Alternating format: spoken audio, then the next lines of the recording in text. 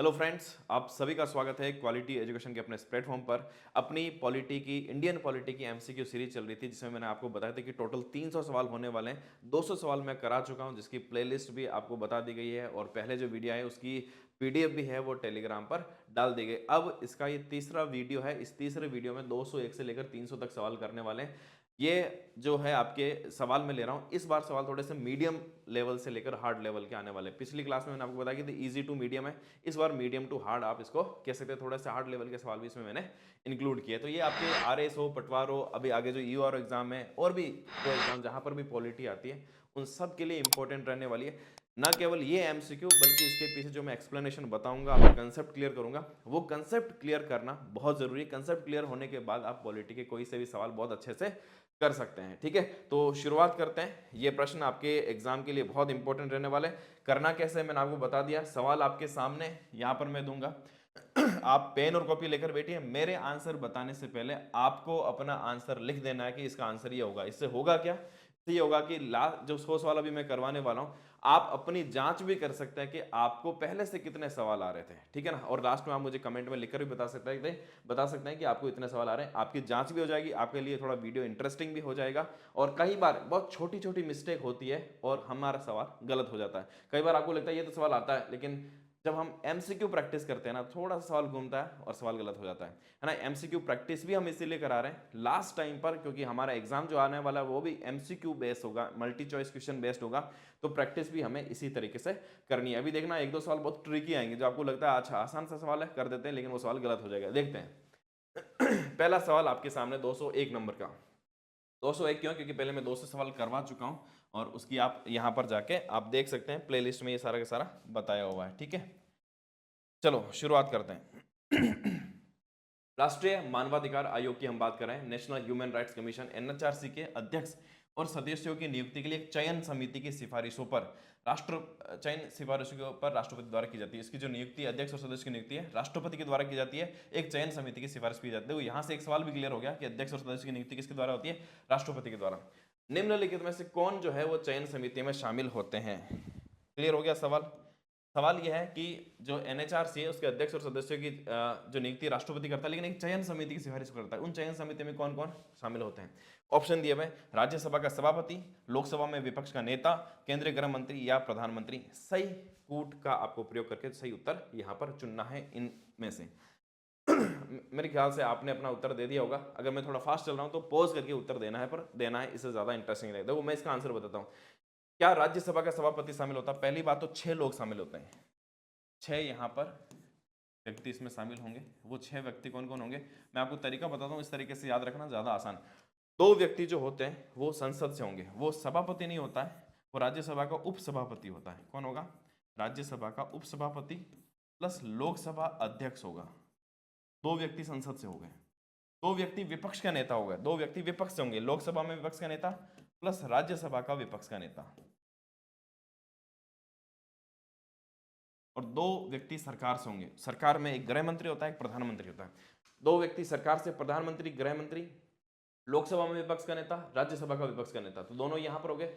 राज्यसभा का ध्यान रखना, सभापति नहीं होता। लोकसभा में तो अध्यक्ष होगा, लेकिन यहां सभापति नहीं होता, क्योंकि सभापति राज्यसभा का सदस्य नहीं होता है। वो भले ही सभापति है, लेकिन वो राज्यसभा का सदस्य नहीं है। तो राज्यसभा का सदस्य कौन होता है? उसके जस्ट बाद आता है उपसभापति। इसलिए इसमें उपसभापति को शामिल किया गया है, सभापति को शामिल नहीं किया गया। ये 6 व्यक्ति होते हैं इस चयन समिति में। अब हम सवाल को करते हैं, क्या सभापति होता है? तो पहला तो यहाँ पर कट हो जाएगा। ये होता है, ये होता है, ये होता है, यानी 2, 3 और 4 जहां पर लिखा है वो हमारा सही आंसर हो जाएगा। अब यहां से एक सवाल और सही कर सकते हैं। यही सेम सवाल आएगा एसएचआरसी, ठीक है, राज्य मानवाधिकार आयोग के अध्यक्ष और सदस्यों जो है उसकी नियुक्ति जो होती है राज्यपाल के द्वारा, उसके चयन समिति में कौन होता है? यही 6 लोग होते हैं, लेकिन वो राज्य में हो जाएगा। जैसे वहां राज्यसभा की जगह कौन होंगे? विधान परिषद। जहां पर भी विधान परिषद होगी, ध्यान देना, मैं इसको वीपी लिख रहा हूं, यानी विधान परिषद, लेजिस्लेटिव काउंसिल नहीं लिख रहा हूं, वीपी समझ लेना, हिंदी में ही लिख रहा हूं मैं, ठीक है। जहां पर विधान परिषद होगी, उस विधान परिषद का वहां पर आप सभापति मान लीजिए, क्योंकि वहां पर तो एक तरह से सभापति होगा, उसका सदस्य होता है। प्लस लोकसभा की जगह कौन हो जाएगा? विधानसभा का अध्यक्ष हो जाएगा, यहां पर विधानसभा हो जाएगा, ठीक है। फिर लोकसभा में विपक्ष का नेता, राज्यसभा में विपक्ष का नेता, तो वहां पर हो जाएगा विधानसभा में विपक्ष का नेता, विधान परिषद का विपक्ष का नेता। इसके अलावा जो राज्य का गृह मंत्री और राज्य का मुख्यमंत्री, और ध्यान रखना ये प्रधानमंत्री और वहां पर मुख्यमंत्री इस चयन समिति का अध्यक्ष भी होते हैं, हेड जो होते हैं वो ये होते हैं। क्लियर हो गया? तो मेरे ख्याल से आपको राष्ट्रीय मानवाधिकार आयोग भी क्लियर हो गया होगा और राज्य मानवाधिकार आयोग भी क्लियर हो गया होगा, ठीक है ना। जहां पर विधान परिषद होती है वहीं पर विधान परिषद लागू होगा। जैसे राजस्थान में विधान परिषद नहीं है तो विधान परिषद के जो लोग नहीं है वो उसमें शामिल नहीं होंगे। क्लियर है? दूसरा सवाल ट्रिकी सवाल है, इसको ध्यान से देखना। और इस तरह के सवाल आते हैं ज्यादातर, मैं बताता हूं ये सवाल ज्यादातर लोगों को सरल लग रहा होगा, पर फिर भी मैं कहता हूं ज्यादातर लोग जो है आप में से इस सवाल को गलत कर देंगे। आप अपना उत्तर दीजिए, सही उत्तर क्या होगा फिर मैं इसका बताता हूं। उपराष्ट्रपति के रूप में निर्वाचित होने के लिए निर्धारित योग्यताओं के संदर्भ में निम्नलिखित कथनों पर विचार करो। वह भारत का देशीकृत नागरिक हो, वह 35 वर्ष की आयु पूर्ण कर चुका हूं, वह लोकसभा और राज्यसभा सदस्य बनने की योग्यता रखता हूं। उपयुक्त कथनों में से कितने सही है? देखो, जिन लोगों को ये सवाल आता होगा अच्छी तरीके से, वहां पर भी संभावना है कि अधिकांश आप में से इस सवाल को गलत कर देंगे। थोड़ा सा ट्रिकी सवाल है। देखो, उपराष्ट्रपति के रूप में निर्वाचित होने के लिए निर्धारित योग्यताओं के संदर्भ में निम्नलिखित कथनों पर विचार कीजिए। अब मैं पहले इन कथनों पर बता देता हूं। वह भारत का देशीयकृत नागरिक, ये तो मेरे ख्याल से किसी को डाउट नहीं होगा, वो 35 वर्ष की आयु पूर्ण कर चुका हूं, ये कथन बिल्कुल सही है। वह भारत का देशीयकृत नागरिक हो, ध्यान रखना जो राष्ट्रपति है उपराष्ट्रपति है उसमें सिर्फ ये योग्यता लिखी हुई है कि भारत का नागरिक हो। देशीयकृत नागरिक, यहाँ पर देशीयकृत का मतलब जिन्होंने नागरिकता बाद में ग्रहण की हो, ऐसा कोई आवश्यकता नहीं लिखी हुई है। इसका मतलब ये जो कथन है ये सही नहीं है, ठीक है। वह लोकसभा और राज्यसभा सदस्य बनने की योग्यता रखता हो, ध्यान देना उपराष्ट्रपति की योग्यता में लिखा हुआ वह राज्यसभा सदस्य बनने की योग्यता रखता हो, लोकसभा शब्द उसमें शामिल नहीं है। क्लियर है? तो यहां पर पहला कथन गलत हो गया, तीसरा कथन गलत हो गया, केवल कथन 2 है वो सही है। आप में से कई साथियों ने ये कर लिया होगा कि हाँ, इसको बता दिया होगा कि ये भी गलत है, और यहां पर लिख दिया होगा केवल 2। ध्यान देना, इस सवाल का जो राइट आंसर है वो ऑप्शन बी नहीं है, ऑप्शन ए है। राइट आंसर क्या होगा? Option A. अब जिनको ये सवाल आ गया होगा उन्होंने भी अगर इसको कर दिया तो गलत हो गया होगा। अब इसको ध्यान से देखना, इस तरह के ट्रिकी सवाल एग्जाम में आए हुए हैं, इसलिए मैंने इस सवाल का लिया।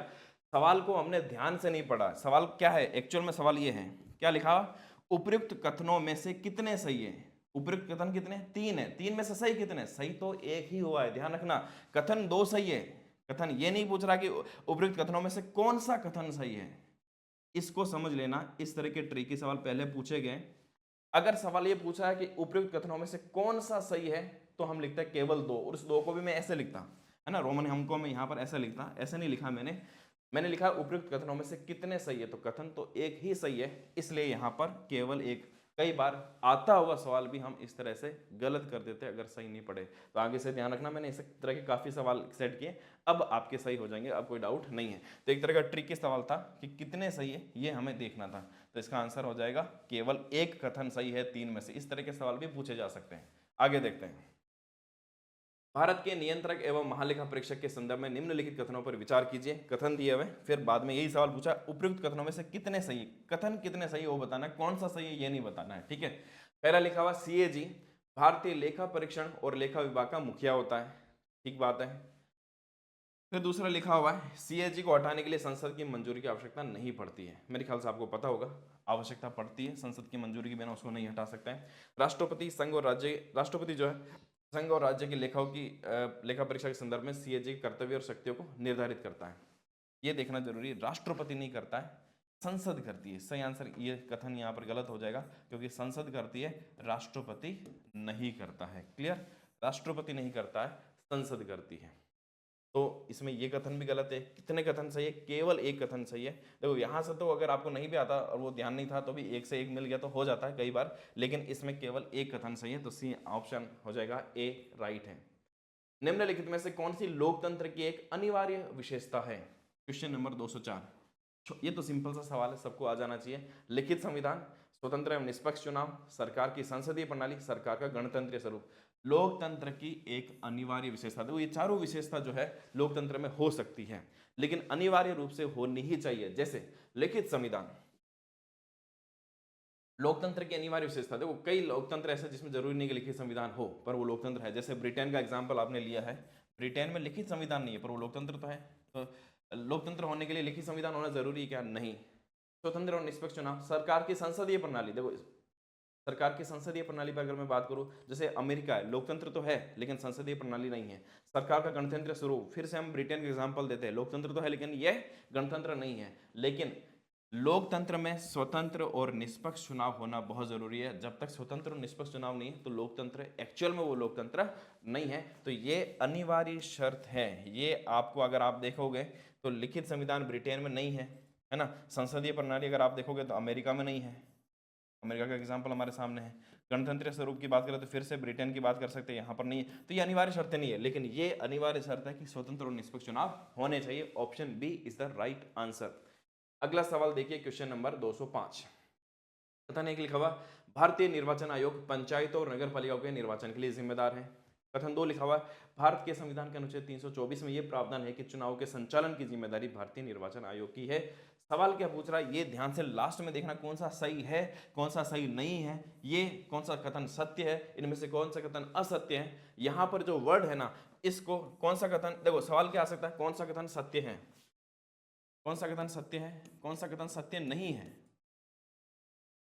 अब इसको घुमा सकते हैं, कौन सा कथन असत्य है, यहां तक भी समझ में आएगा। कौन सा कथन असत्य नहीं है, ये पूछ सकता है कौन सा कथन असत्य नहीं है। इसमें सबसे ज्यादा कंफ्यूजन होता है, इसमें सबसे ज्यादा कंफ्यूजन हो जाता है। कौन सा कथन असत्य नहीं है, तो हमें सत्य कथन ढूंढने वहां पर, इनमें से कौन सा कथन सत्य है, ठीक है ना। तो इसको ध्यान रख लेना, कौन सा कथन असत्य नहीं लिखते हैं और हम असत्य को यहाँ पर लिख देते हैं।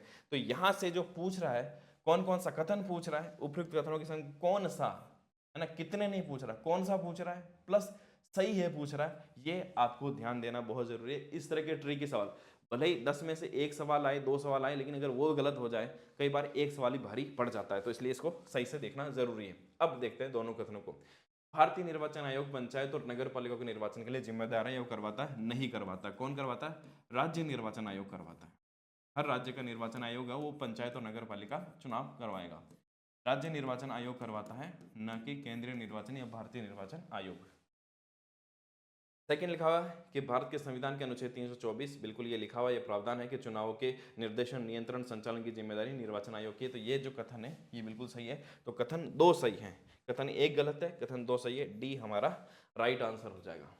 206 देखिए, लोकपाल के संदर्भ में निम्नलिखित कथनों पर विचार कीजिए। लोकपाल के अंतर्गत एक अध्यक्ष होता है और अधिकतम 8 सदस्य होते हैं, ठीक है।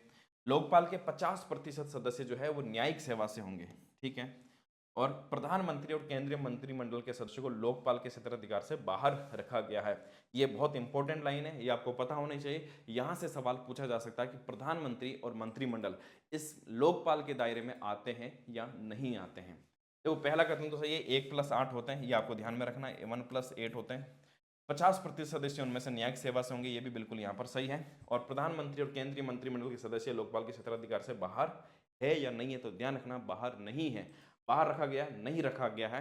प्रधानमंत्री भी कुछ मामलों को छोड़कर, प्रधानमंत्री और मंत्रिमंडल भी इसमें शामिल है। प्रधानमंत्री को कुछ मामलों में छूट दी गई है, बाकी छूट नहीं है, इसका मतलब यह भी शामिल है। तो इस कथन को ध्यान में रख लेना, ये गलत कथन है। केवल 1 और 2 कितने सही है, कितने सही है। देखो अब यहाँ पर पूछ रहा कितने सही, कौन सा सही है ये नहीं पूछा, तो 2 कथन सही है, तो 2 कथन में हमारा आंसर हो जाएगा ऑप्शन बी। क्लियर है, यहां पर ये नहीं लिखा हुआ 1 और 2 कौन कितने सही है, इसको ध्यान देना जरूरी है। आगे सवाल देखते हैं, निम्नलिखित स्थितियों परिदृश्यों पर विचार कीजिए। जब लोकसभा में किसी भी दल को स्पष्ट बहुमत प्राप्त नहीं हो, पहले देखते हैं सवाल क्या पूछ रहा है। उपयुक्त में से कितनी स्थितियों या परिदृश्यों में, कितनी, 1 2 ऐसे ही जवाब देना है। परिदृश्यों में राष्ट्रपति प्रधानमंत्री की नियुक्ति में अपने विवेक का प्रयोग कर सकता है। प्रधानमंत्री सामान्यतः लोकसभा में जो बहुमत दल का नेता होता है उसको चुनता है, लेकिन विवेक की जरूरत कब पड़ती है वो आप रहा है, जब लोकसभा में किसी भी दल को स्पष्ट बहुमत प्राप्त नहीं हो। सामान्यतः बहुमत दल का जो नेता होता है उसी को, राष्ट्रपति को, प्रधानमंत्री नियुक्त करना पड़ता है।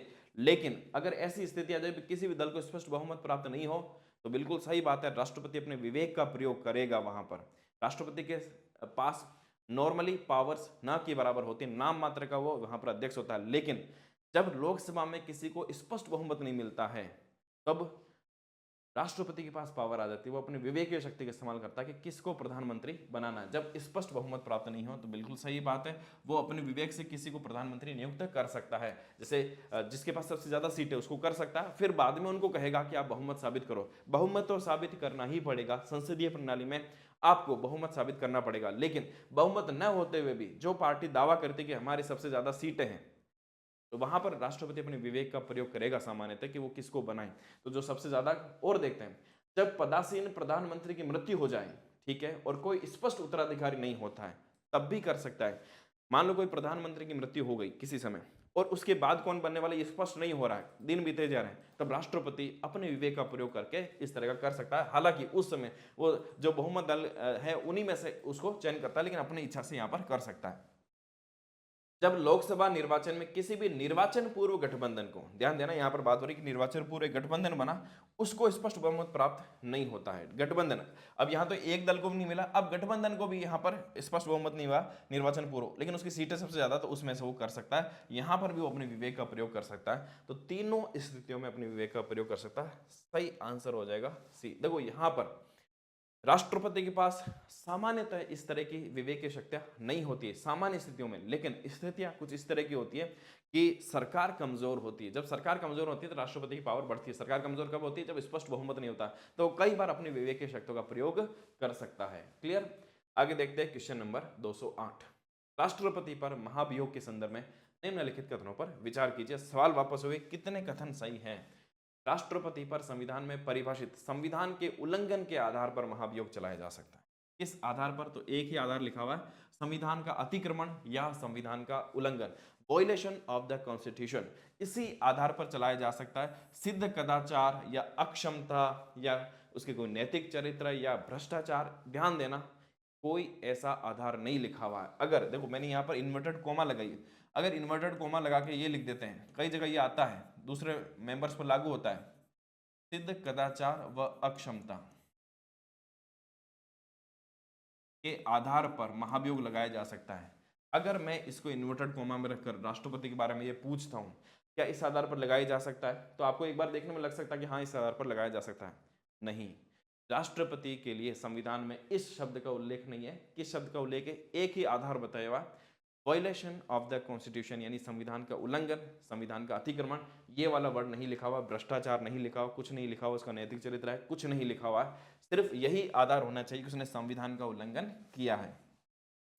महाभियोग, दूसरा यहां पर है, महाभियोग का आरोप केवल लोकसभा द्वारा आरंभ किया जा सकता है। देखो ये कथन बिल्कुल सही है।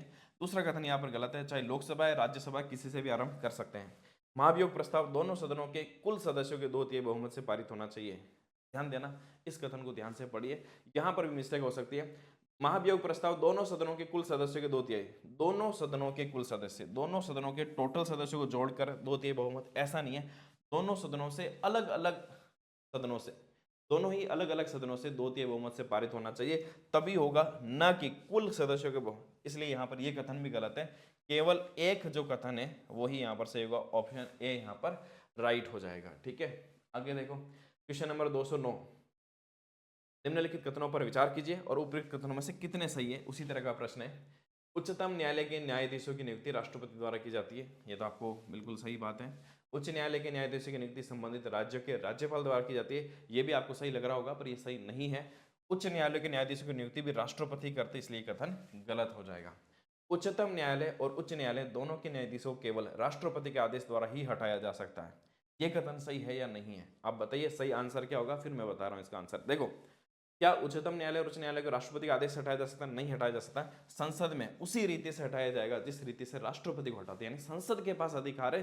राष्ट्रपति अपने आदेश से इनको नहीं हटा सकते। इनकी नियुक्ति तो कर रहा है लेकिन हटाने का अधिकार नहीं है। तो कितना सही है? केवल एक कथन यहां पर सही है, वो भी है पहला।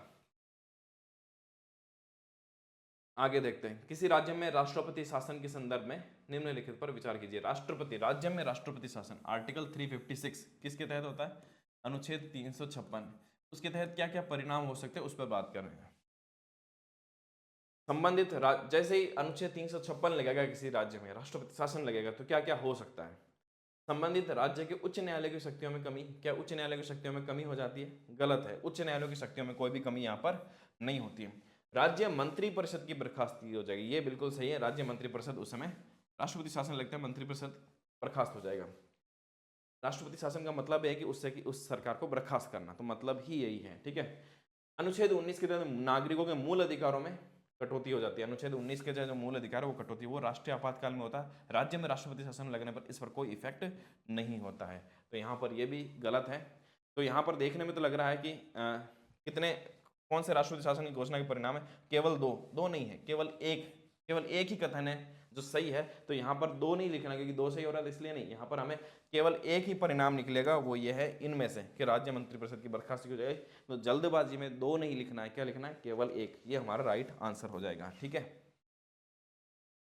आगे देखो क्वेश्चन नंबर 211, संसद के दोनों सदनों के द्वारा पारित संविधान संशोधन विधेयक के संदर्भ में राष्ट्रपति के पास निम्नलिखित में से कितने विकल्प होते हैं। वापस ये पूछ रहा है कितने विकल्प होते हैं, एक होता है, दो होता है, तीन। इसमें वह विधेयक की स्वीकृति को रोक सकता है, वह विधेयक को पुनर्विचार के लिए भेज सकता है, वह विधेयक पर स्वीकृति दे सकता है। अगर ध्यान देना, साधारण यहाँ पर विधेयक होता, संविधान विधेयक की बात नहीं कर रहा हूं, साधारण विधेयक होता है तो तीनों विकल्प हो सकते हैं, वो रोक भी सकता है, पुनर्विचार के लिए भेज सकता है और विधेयक पर स्वीकृति भी दे सकता है। लेकिन ध्यान देना, यहाँ पर बात किसकी हो रही है, संविधान संशोधन विधेयक की बात हो रही है। अगर विधेयक संविधान संशोधन विधेयक है तो राष्ट्रपति को बाध्य कर दिया गया है कि उसको स्वीकृति देनी ही पड़ेगी।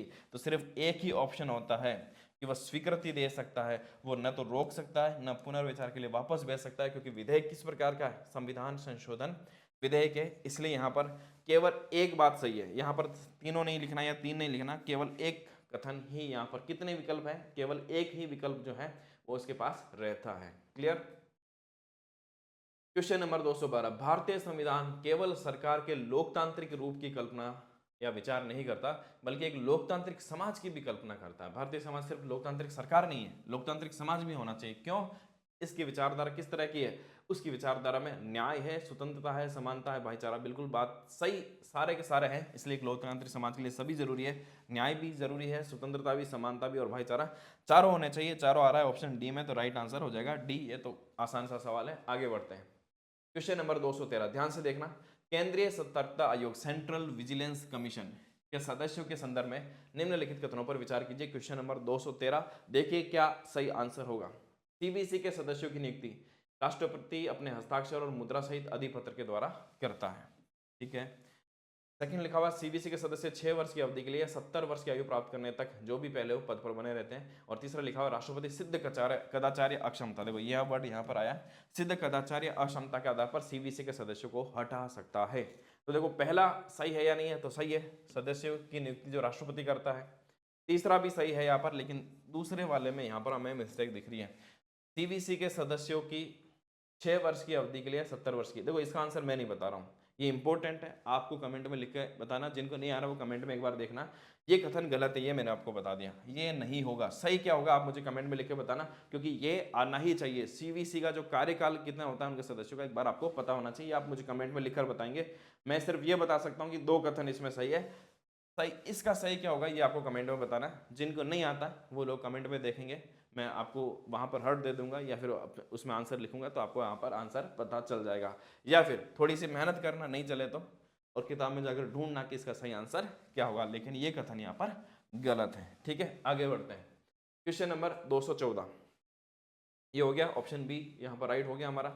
अब 214 आता है, राष्ट्रीय आपातकाल के परिणामों के संदर्भ में कितने कितने कथन यहाँ पर सही है। इस सवाल को थोड़ा सा ध्यान से देखना, सवाल को अच्छे से पढ़ो और आप अपना आंसर लिखो, मैं अपना आंसर बता रहा हूँ सही आंसर क्या होगा, ठीक है। यहाँ पर आपको सवाल दिया हुआ, यहाँ पर 3 कथन दिए हुए हैं। राष्ट्रीय आपातकाल की बात कर रहे हैं, आर्टिकल 352 की बात कर रहे हैं, अनुच्छेद 352, देश में आपातकाल लग गया तो क्या हो सकता है। केंद्र को किसी भी विषय पर राज्य को कार्यकारी निर्देश देने की शक्ति प्राप्त हो जाती है। जैसे राष्ट्रीय आपातकाल लग जाता है, राज्य की पावर बहुत सीमित हो जाती है। हमारी जो व्यवस्था है संघात्मक व्यवस्था से हटकर एकात्मक व्यवस्था हो जाती है, केंद्र के पास पावर आ जाती है, वो किसी भी विषय पर राज्य को कार्यकारी निर्देश देने की शक्ति मिल जाती है, बिल्कुल सही है। राज्य विधानमंडल की विधायी शक्तियां निलंबित कर दी जाती है, सारी पावर संसद के पास आ जाती है, संसद कोई सा भी कानून बना सकता है। राज्य की विधानमंडल के पास जो पावर होता है, राज्य सूची पर राज्य की विधानसभा कानून बना सकती है, लेकिन उस समय जब राष्ट्रीय आपातकाल लगता है तो राज्य की सूची पर भी कानून बनाने का अधिकार किसके पास आता है? केंद्र के पास, संसद के पास आ जाता है। पर ध्यान देना, राज्य विधानमंडल की जो भी सूची है उस पर कानून बना सकता है, लेकिन सामान्यतः इसकी शक्तियां निलंबित नहीं की जाती हैं। यहां दिया हुआ है कि राज्य विधानमंडल की विधायी शक्तियां सारी निलंबित कर दी जाती है। नहीं, ऐसा नहीं है, निलंबित नहीं करते। वो भी कानून बना सकते हैं, लेकिन पूरी केंद्र की सहमति से होता है। तो सामान्यतः ये निलंबित नहीं की जाती, लेकिन केंद्र के पास, संसद के पास ये अधिकार जरूर आ जाता है कि वो राज्य सूची के किसी भी विषय पर कानून बना सकता है। क्लियर है? उसके बाद तीसरा लिखा हुआ है, केंद्र और राज्यों के बीच करों के संवैधानिक वितरण को संशोधित करने की शक्ति भी संसद में निहित हो जाती है। इसको भी ध्यान में देखना। ये बहुत मतलब डीप लेवल जाकर हम पढ़ते हैं ना, तब यहाँ पर इसको सही से कर सकते हैं।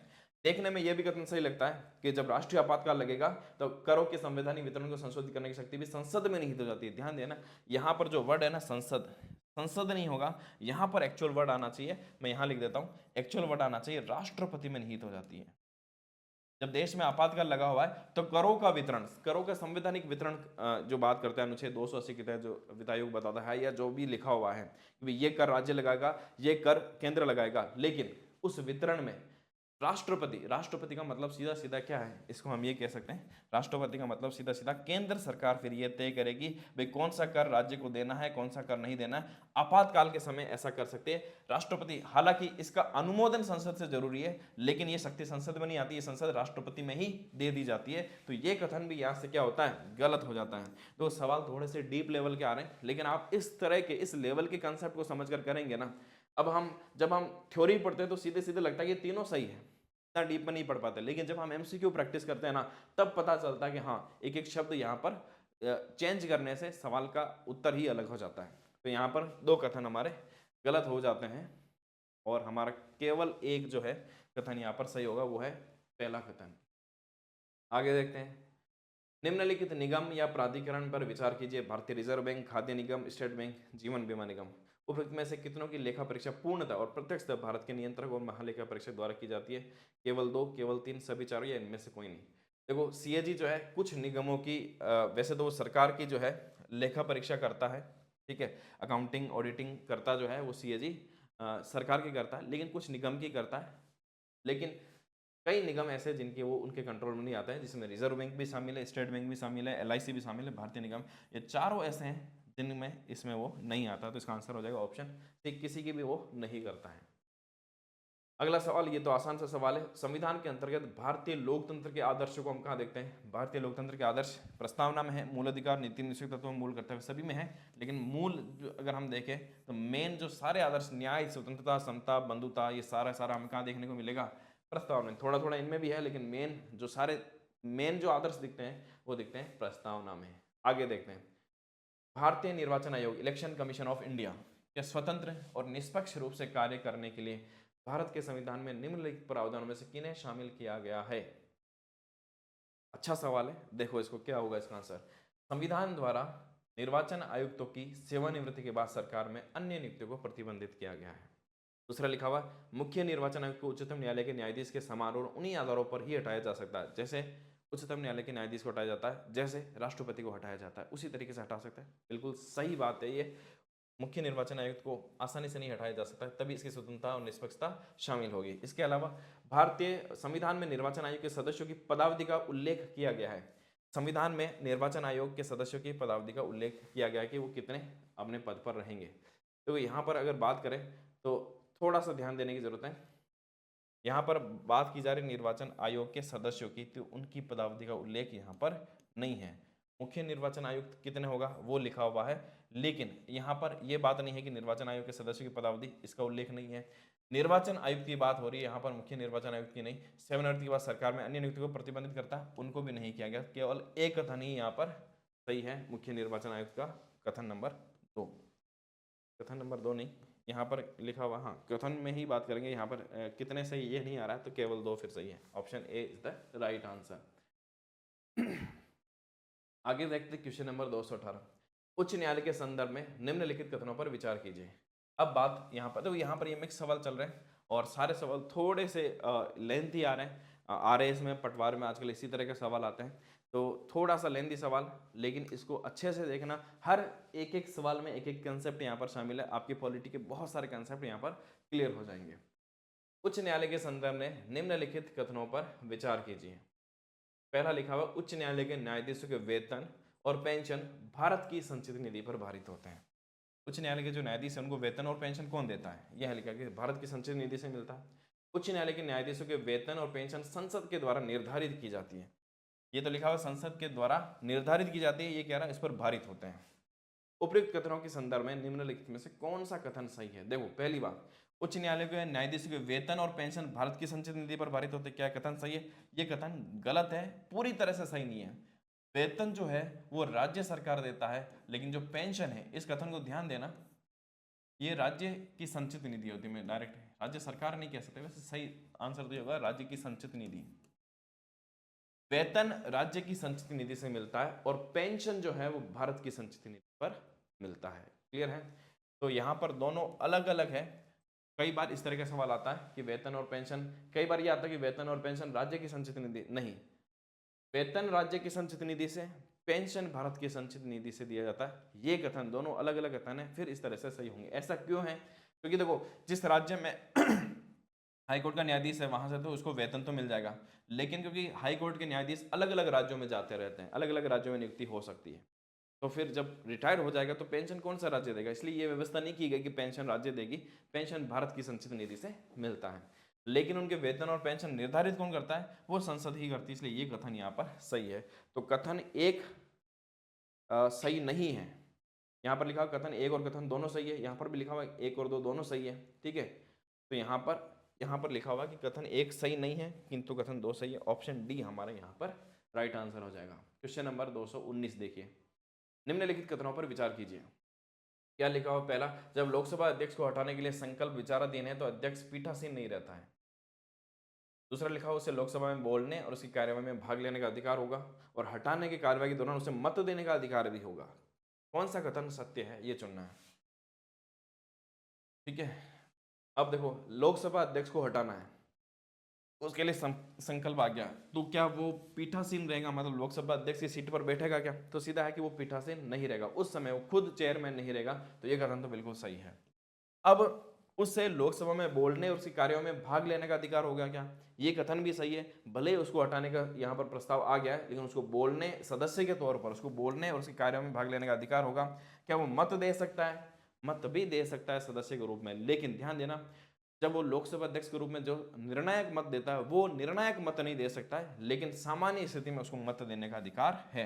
निर्णायक स्थिति में मत देने का अधिकार नहीं है। तो हटाने की कार्रवाई के दौरान अगर मत देने की आवश्यकता पड़ी, निर्णायक मत कब? जैसे मान लो कि 200 लोग हैं, 200 में से 100 लोग पक्ष में 100 लोग विपक्ष में आ गए, तब वो निर्णायक मत देता था। लेकिन अब निर्णायक मत नहीं दे सकता, लेकिन सामान्य स्थिति में वो मत दे सकता है। क्लियर? तो इसमें तीनों सही है, तो 1 2 3 ये हमारा आंसर हो जाएगा ऑप्शन सी। क्वेश्चन नंबर 220, ये बहुत अच्छा क्वेश्चन है, इसको ध्यान देना, ये संसद की कार्रवाई से संबंधित है। निम्नलिखित कथनों में से कौन सा सत्य कथन है वो हमें चूज करना है। तारांकित प्रश्नों के उत्तर लिखित में दिए जाते हैं, उसके बाद पूरक प्रश्न पूछे जाते हैं। तारांकित प्रश्नों के उत्तर मौखिक दिए जाते हैं और उसके बाद पूरक प्रश्न नहीं पूछे जाते हैं। बड़ा घुमाने फिरने वाला, कंफ्यूज करने वाला सवाल है। अतारांकित प्रश्नों के उत्तर लिखित में दिए जाते हैं और उसके बाद पूरक प्रश्न पूछे जाते हैं। अतारांकित प्रश्नों के उत्तर लिखित में दिए जाते हैं और उसके बाद पूरक प्रश्न नहीं पूछे जाते हैं। देखो मैं समझाता हूँ, 3 तरह के सवाल वैसे संसद में सदस्य पूछ सकते हैं। तारांकित प्रश्न होते हैं, अतारांकित होते हैं और अल्प सूचना वाले प्रश्न। विधानसभा में भी ऐसे होते हैं। 3 तरह के प्रश्न, तारांकित प्रश्न, ठीक है, अतारांकित प्रश्न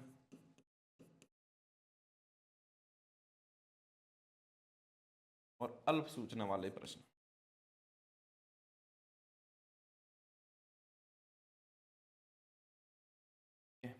तारांकित का मतलब स्टार लगा रखा होगा, ठीक है, और अतारांकित इसमें स्टार नहीं होते, एक लिस्ट होती है अभी यहाँ पर, ये तारांकित प्रश्न है। तो तारांकित प्रश्न, पूरक प्रश्न मतलब आपने प्रश्न पूछा, उसका जवाब मिला, आपने पूरक प्रश्न यानी वापस प्रश्न पूछ लिया। ठीक है, तारांकित प्रश्नों के उत्तर लिखित में दिए जाते हैं। ध्यान देना, तारांकित पूरक प्रश्न उसी में दिए जा सकते, पूरक प्रश्न उसी में पूछे जा सकते हैं। जैसे आपने मौखिक सवाल पूछा, जवाब वापस मौखिक मिला, तो उसी समय आप वापस पूरक प्रश्न पूछ सकते हैं।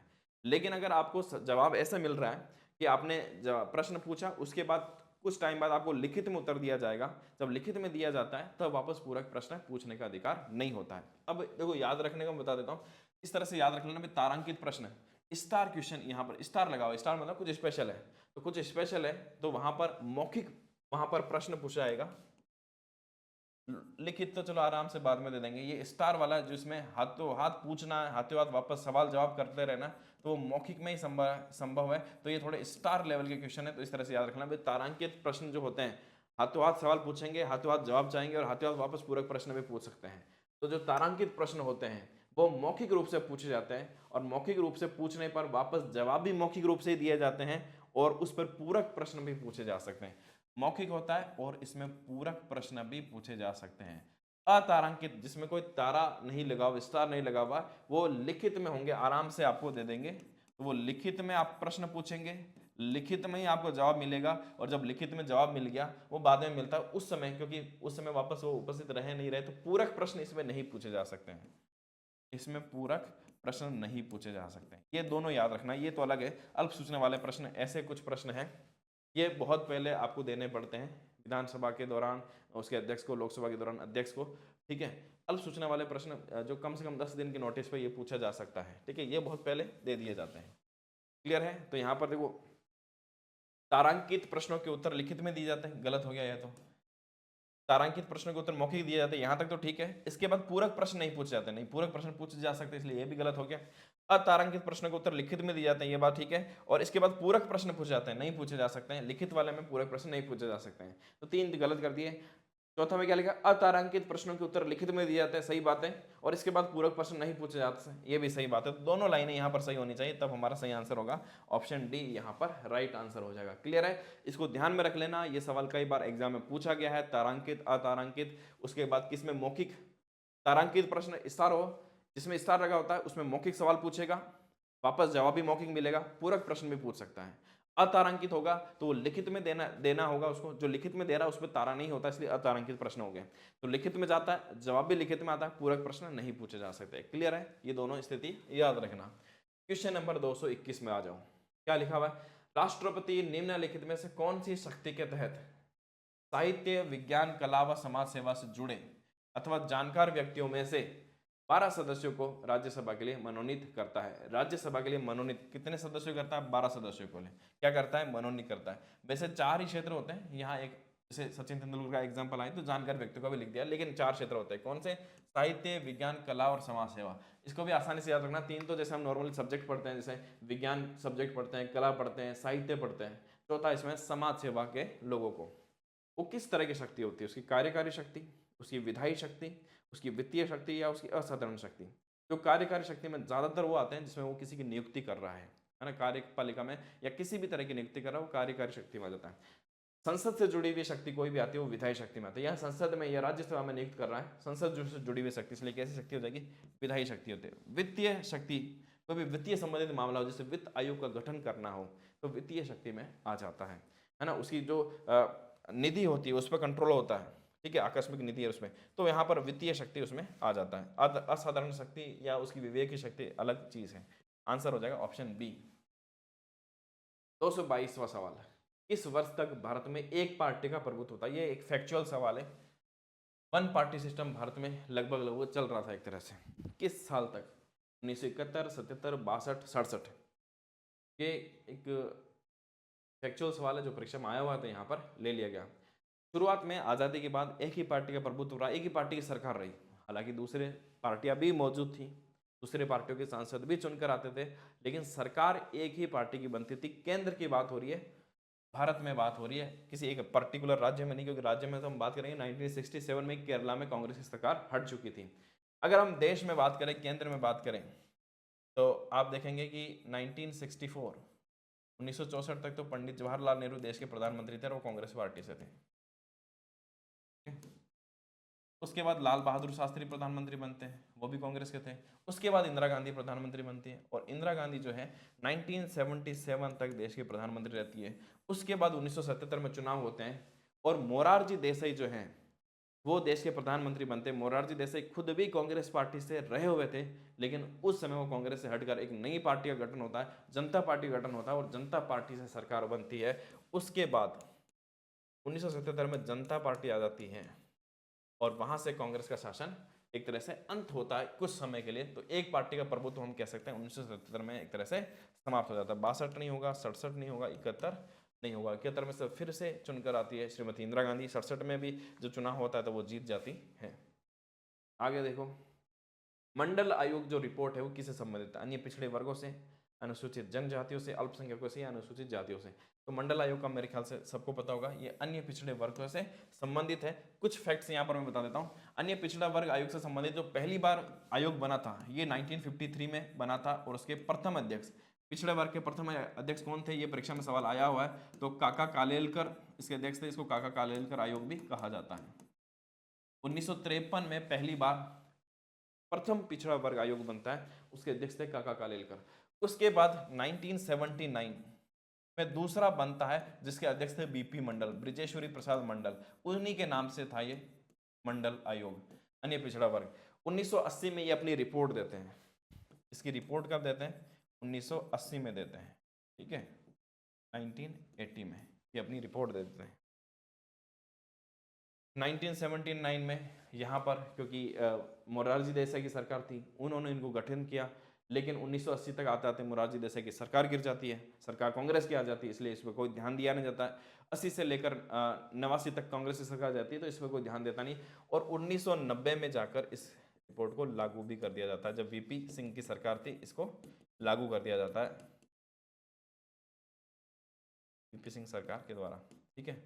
और इसी के फिर 1992 में इससे संबंधित एक केस आता है जिसको मंडल केस भी कह सकते हैं, इंदिरा साहनी केस भी कह सकते हैं, बहुत फेमस केस था। इस बीपी मंडल ने यह सुझाव दिया था कि अन्य पिछड़ा वर्ग को भी आरक्षण दिया जाना चाहिए, और इस बात के खिलाफ भी इंदिरा साहनी के द्वारा एक केस आता है कि नहीं दिया, ये संवैधानिक नहीं है, इंदिरा साहनीवाद, ये 1992 का। ये सारे याद रख लेना क्योंकि ये सारे के सारे जो है परीक्षा में पूछे जाते हैं, ठीक है। इसको इंदिरा साहनीवाद या मंडलवाद भी कहा जाता है। ये देश में एक बहुत बड़ी घटना थी। इसके पहले सिर्फ एससी और एसटी यहाँ पर आरक्षण था, अन्य पिछड़े वर्गों को आयोग नहीं, यहाँ पर आरक्षण नहीं था। उस समय ओबीसी को आरक्षण दिया जाता है। ओबीसी को बीपी मंडल कहते हैं। बीपी मंडल की जो आयोग था वो कहते हैं ओबीसी को 27% रिजर्वेशन मिलना चाहिए केंद्र में। राज्य में उनकी जनसंख्या के हिसाब से अगर मैं राजस्थान की बात करूँ तो राजस्थान में जैसे 21% यहाँ पर मिलता है, ठीक है। तो इस तरह से उन्होंने कहा। उसके बाद देश में क्योंकि बहुत बड़े स्तर पर आंदोलन चलते हैं, जो क्योंकि जनरल वर्ग है उनकी सीटें कम होती, तो उन्होंने बहुत बड़े स्तर पर आंदोलन किया और देश में अलग ही तरह का माहौल यहाँ पर बन गया, ठीक है। तो ये सारे घटनाक्रम आप जो काल अनुक्रम है वो याद रख लेना। ये भी परीक्षा में आया हुआ है, ये पूछा जाता है तो पूछा ही जा रहा है, ठीक है। ये सारी चीजें आपको याद रखना है। सही आंसर हो जाएगा ऑप्शन ए। अब आगे देखते हैं, निम्न में से किसका मिलान सही नहीं है? हिंदू विवाह अधिनियम 1955 सही है। गर्भ का चिकित्सीय समापन अधिनियम एमटीपी एक्ट ना, इसको बोल सकते हैं एमटीपी एक्ट 1971, ये भी बिल्कुल सही है। महिलाओं पर घरेलू हिंसा अधिनियम 2005, ये भी बिल्कुल सही है। महिलाओं पर क्रूरता, ये कोई अधिनियम नहीं इसलिए लिखा भी नहीं अधिनियम, ये आईपीसी की धारा में है ना, इंडियन पेनल कोड जो पहले पूर्व की धारा थी उसमें आता है, और उस पर अलग अलग काम हुआ। इसमें कोई 1995 से जुड़ा, हालांकि 1995 तक इस पर अलग अलग काम, ये 1983 में ये आईपीसी में ये धारा जोड़ी गई, आईपीसी में धारा जोड़ी गई, ठीक है। तो ये एक तरह से मिलान नहीं करता, ऑप्शन डी इसका राइट आंसर हो जाएगा। तो ये बाकी तीन तो याद रख लेना, ये तीन आपके काम का है, इसमें पूछे जाते हैं। साधारण विधि का अर्थ क्या है? ये कंसेप्चुअल सवाल है, इस तरह के सवाल भी कई बार आरएस में पूछ लिए जाते हैं, पटवारी में पूछ लिए जाते हैं, आपको ध्यान में देना। इस तरह के पॉलिटिक्स से जुड़े हुए सवाल आ सकते हैं। उच्च न्यायालय के द्वारा बनाया गया कानून, सामान्य लोगों के द्वारा बनाया गया कानून, सर्वोच्च न्यायालय द्वारा बनाया गया कानून, सरकार द्वारा बनाया गया और लागू किया जाने वाला कानून। हालांकि देखो नॉर्मल हम देखें तो भाई सरकार जनता कानून नहीं बनाती, उच्च न्यायालय नहीं बनाता, उच्चतम न्यायालय नहीं बनाता, पर क्या उससे जुड़ा हुआ हो सकता है? सामान्यतः नहीं है। ये सरकार द्वारा बनाए जाने वाला और लागू किया जाने वाला कानून को साधारण विधि कहा जाता है। डी इसका राइट आंसर हो जाएगा। इसको आप सीधे से वैसे याद कर लेना, ये सीधी सीधी इसकी परिभाषा के तौर पर है। लोकतंत्र की सफलता किस पर निर्भर करती है? आलोचना के अधिकार पर, एकत्र होने के अधिकार पर, निजी स्वतंत्रता के अधिकार पर, या संपत्ति के अधिकार पर?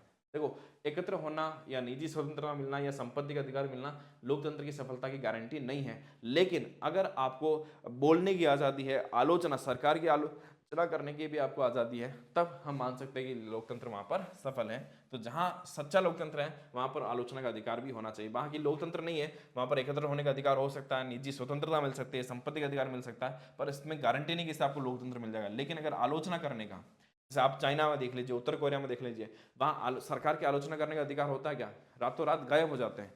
बड़े से बड़े कितना आदमी हो, अगर वो सरकार की आलोचना करता है वहाँ गायब ही हो जाता, मिलता ही नहीं है। तो वहाँ अगर आलोचना करने का अधिकार नहीं है ना, तो समझ लो कि वहां पर लोकतंत्र भी जिंदा नहीं है। तो यहाँ पर आलोचना करने का अधिकार है। आप देखो भारत में प्रधानमंत्री हो चाहे कोई भी हो, मुख्यमंत्री हो, लोग सोशल मीडिया पे या मीडिया में भी देख लीजिए, उनकी आलोचना होती है। आलोचना करने का अधिकार है, क्योंकि लोकतंत्र भारत में फिर भी काफी अच्छी स्थिति में जिंदा है। ठीक है, अब आगे देखिए, भारतीय संविधान के किस अनुच्छेद के मुताबिक संघ या राज्य के कामकाज से जुड़े पदों और सेवा पर अनुसूचित जाति और जनजाति के लोगों के दावों पर विचार करते समय प्रशासन की दक्षता को ध्यान में रखा जाना चाहिए? ये जो पूरी लाइन लिखी है, ये पूरी उस आर्टिकल में लिखी है और बहुत इंपॉर्टेंट लाइन है। प्रशासन की दक्षता को ध्यान में रखा जाना चाहिए।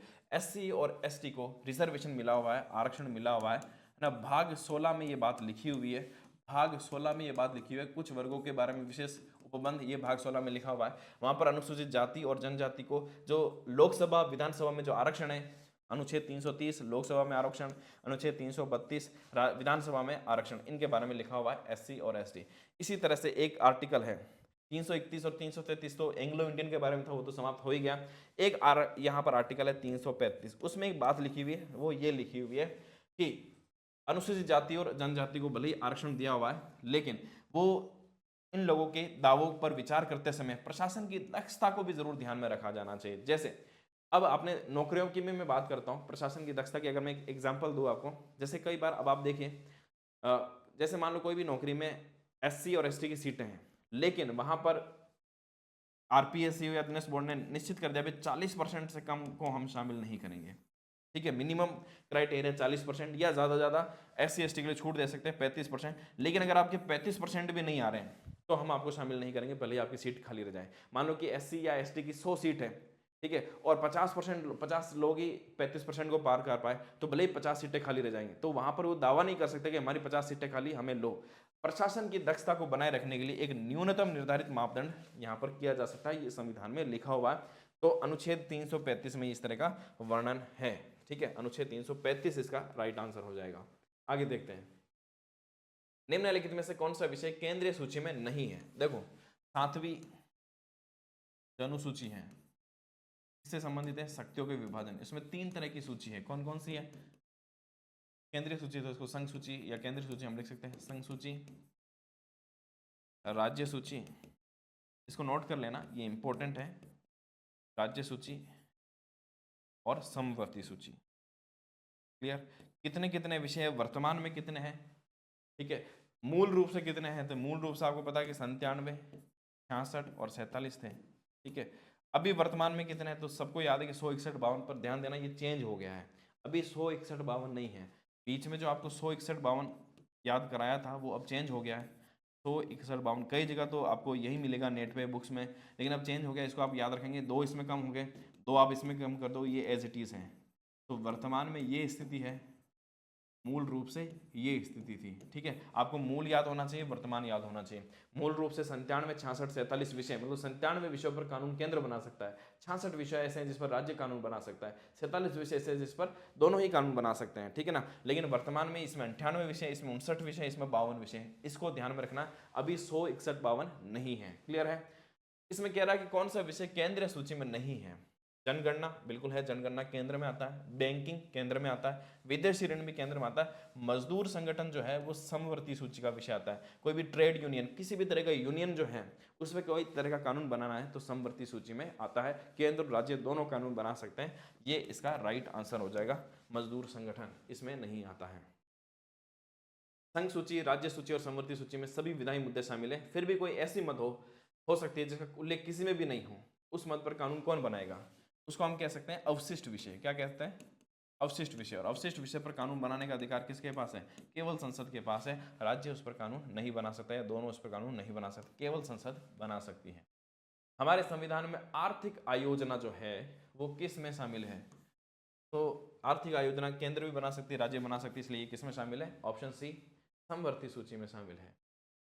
दिए गए राज्यों में, इन राज्यों में उत्तर प्रदेश के अतिरिक्त उत्तर प्रदेश शामिल भी नहीं है, लोकसभा में किन दो राज्यों का प्रतिनिधित्व सबसे अधिक है? सबसे ज्यादा तो बात किसी कर रहा है लोकसभा में, सबसे ज्यादा लोकसभा की सीटें यूपी में ही है, 80 सीटें हैं, तो आपको पता होना चाहिए यूपी में 80 सीटें हैं। सबसे ज़्यादा किस में है वो बात कर लेते हैं। देखो मध्य प्रदेश में कितनी है, मध्य प्रदेश में 29 सीटें आती है। राजस्थान में कितनी है, 25 सीटें हैं, जितनी राजस्थान में उतनी ही आंध्र प्रदेश में है, यहाँ पर भी 25 सीटें। गुजरात की हम बात करें तो गुजरात में एक ज़्यादा सीट आप जोड़ लो, 26 सीटें हैं लोकसभा की। और किसकी बात कर सकते हैं, तमिलनाडु की बात कर लेते हैं, बिहार की बात कर लेते हैं, बिहार में 40 सीटें हैं। महाराष्ट्र की बात कर लेते हैं, 48 सीटें हैं। कर्नाटक की बात करें तो राजस्थान से 3 सीटें ज़्यादा हैं, 28 सीटें हैं यहाँ पर। तमिलनाडु की बात करें तो तमिलनाडु में 39 सीटें हैं।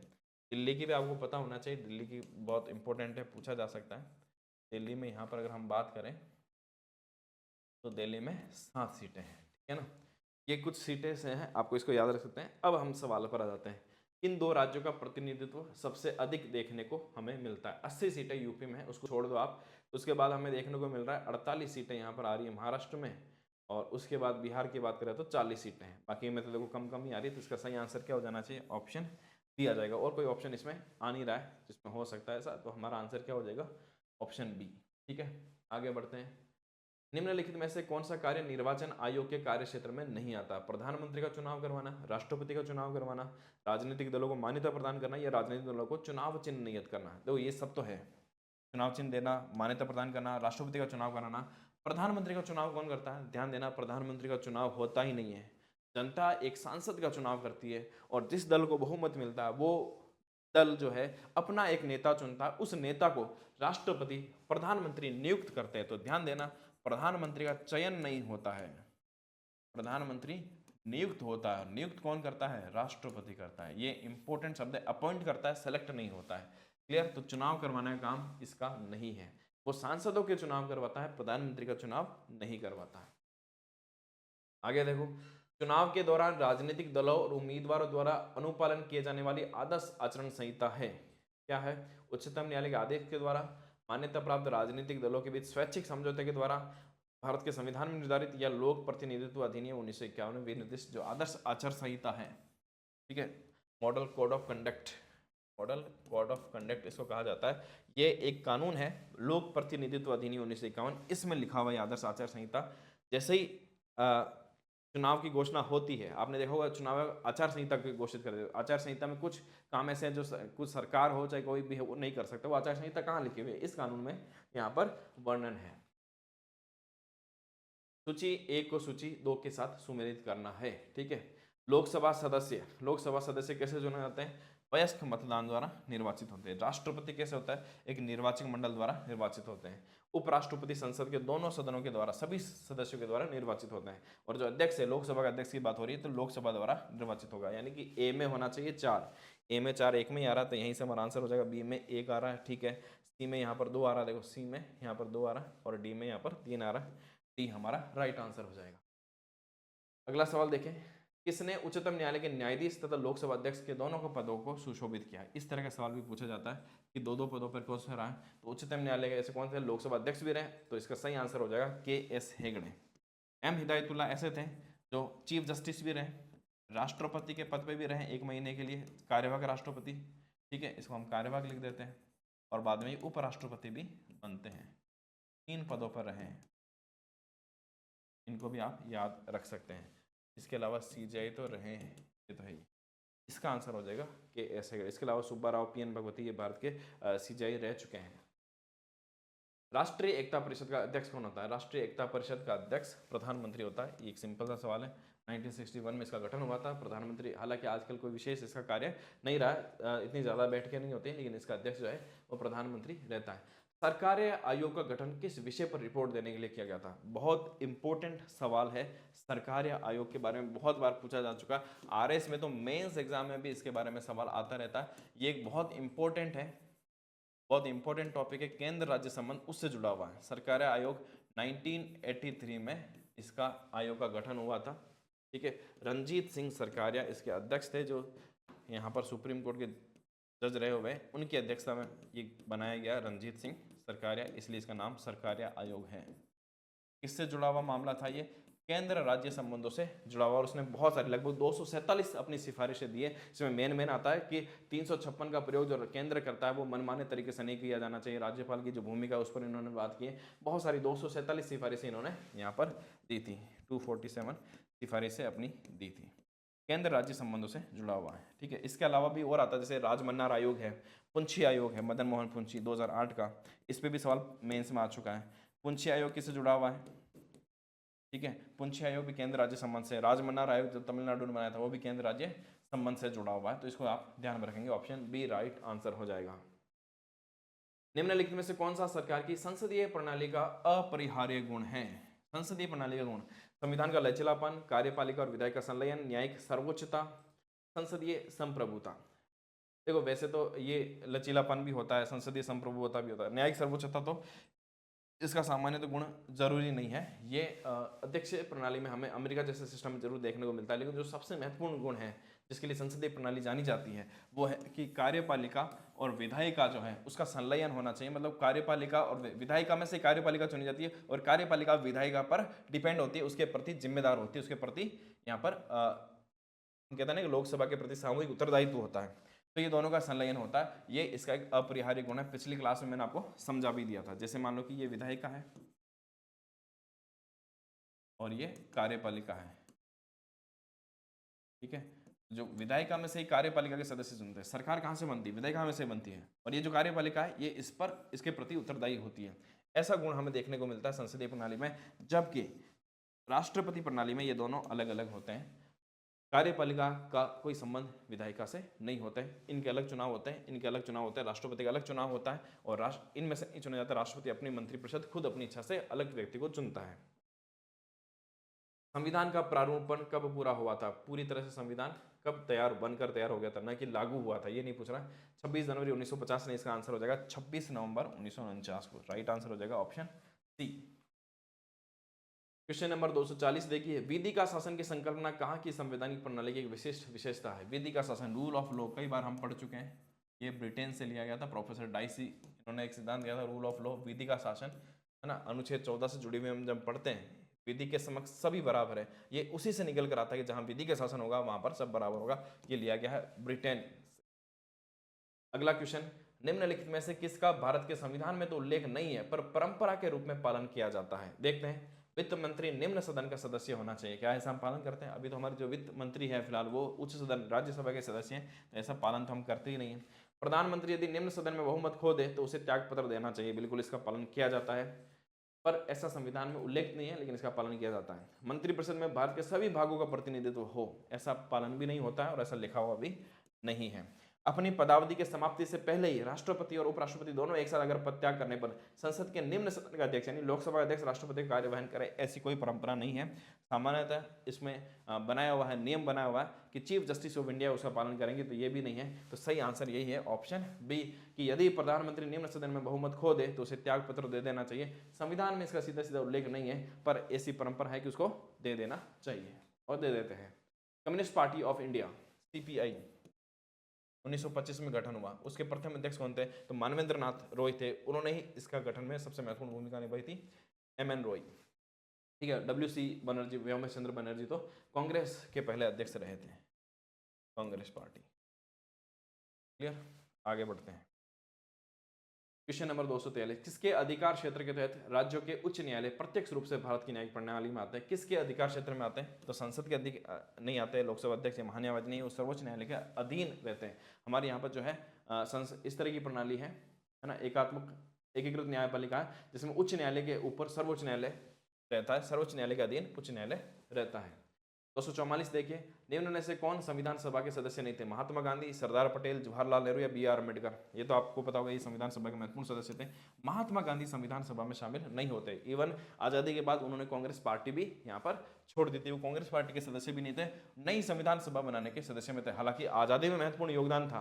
हर महात्मा गांधी एक तरह से एक राजनीतिक व्यक्ति थे, उन्होंने राजनीतिक लड़ाई भी लड़ी, लेकिन वो संविधान बनाने में उसमें सीधे तौर पर शामिल नहीं थे। हालांकि ध्यान देना, संविधान बनाने में, संविधान जो बना है उसमें गांधी जी की छाप जरूर दिखती है, लेकिन चाहे वो लोकतंत्र हो, चाहे वो नीति निर्देशक तत्व हो, मूल अधिकारों में उनकी छाप जरूर है, लेकिन वो सीधे तौर पर सदस्य नहीं थे।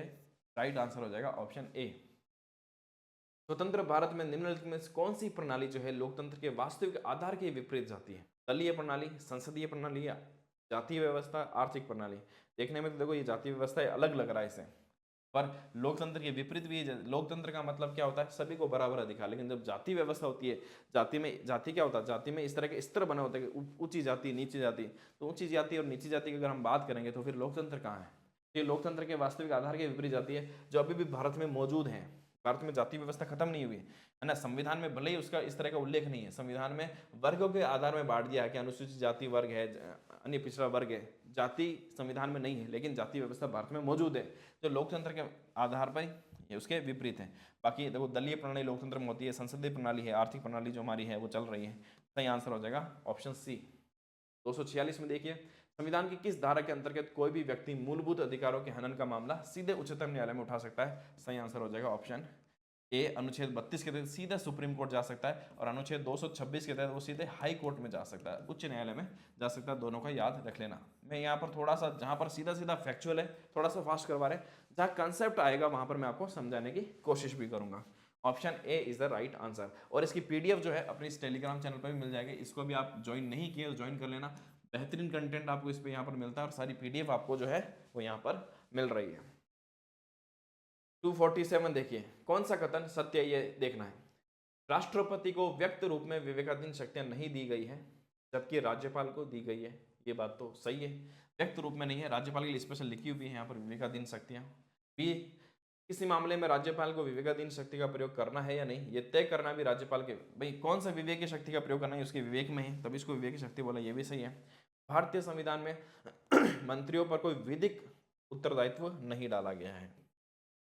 सही बात है, तो इसका सही आंसर हो जाएगा ऑप्शन डी, उपयुक्त सभी। क्वेश्चन नंबर 248 देखिए, निम्नलिखित में से कौन सा कथन सत्य या फिर असत्य है, वो आपको देखना है। कौन सा कथन सत्य है, असत्य है? तो केवल एक और ऐसा नहीं, जो सत्य और असत्य लिखे जैसे दोनों ऑप्शन यहाँ पर दे दिए। पहला लिखा हुआ है, कुछ मामलों में भारतीय संविधान के अनुसार संसद संविधान संशोधन के लिए राज्य विधानसभा की मंजूरी के बिना भी संशोधन कर सकती है। कुछ मामलों में संविधान संशोधन के लिए संसद के साथ साथ राज्य विधानसभा की मंजूरी। देखो यहाँ पर दोनों सही है, दोनों कथन सत्य, ऑप्शन सी राइट आंसर हो जाएगा। देखो इस सवाल को समझते हैं, दोनों कथन सत्य कैसे? कुछ मामलों में भारतीय संविधान के अनुसार संसद संविधान संशोधन के लिए राज्य विधानसभाओं की मंजूरी के बिना भी संशोधन कर सकती है। बिल्कुल सही बात है। कई ऐसे मामले हैं, चाहे मूल अधिकार में करना, ज्यादातर ऐसे मामले हैं जब संसद जो संविधान संशोधन करती है उसमें राज्यों की मंजूरी आवश्यक नहीं है।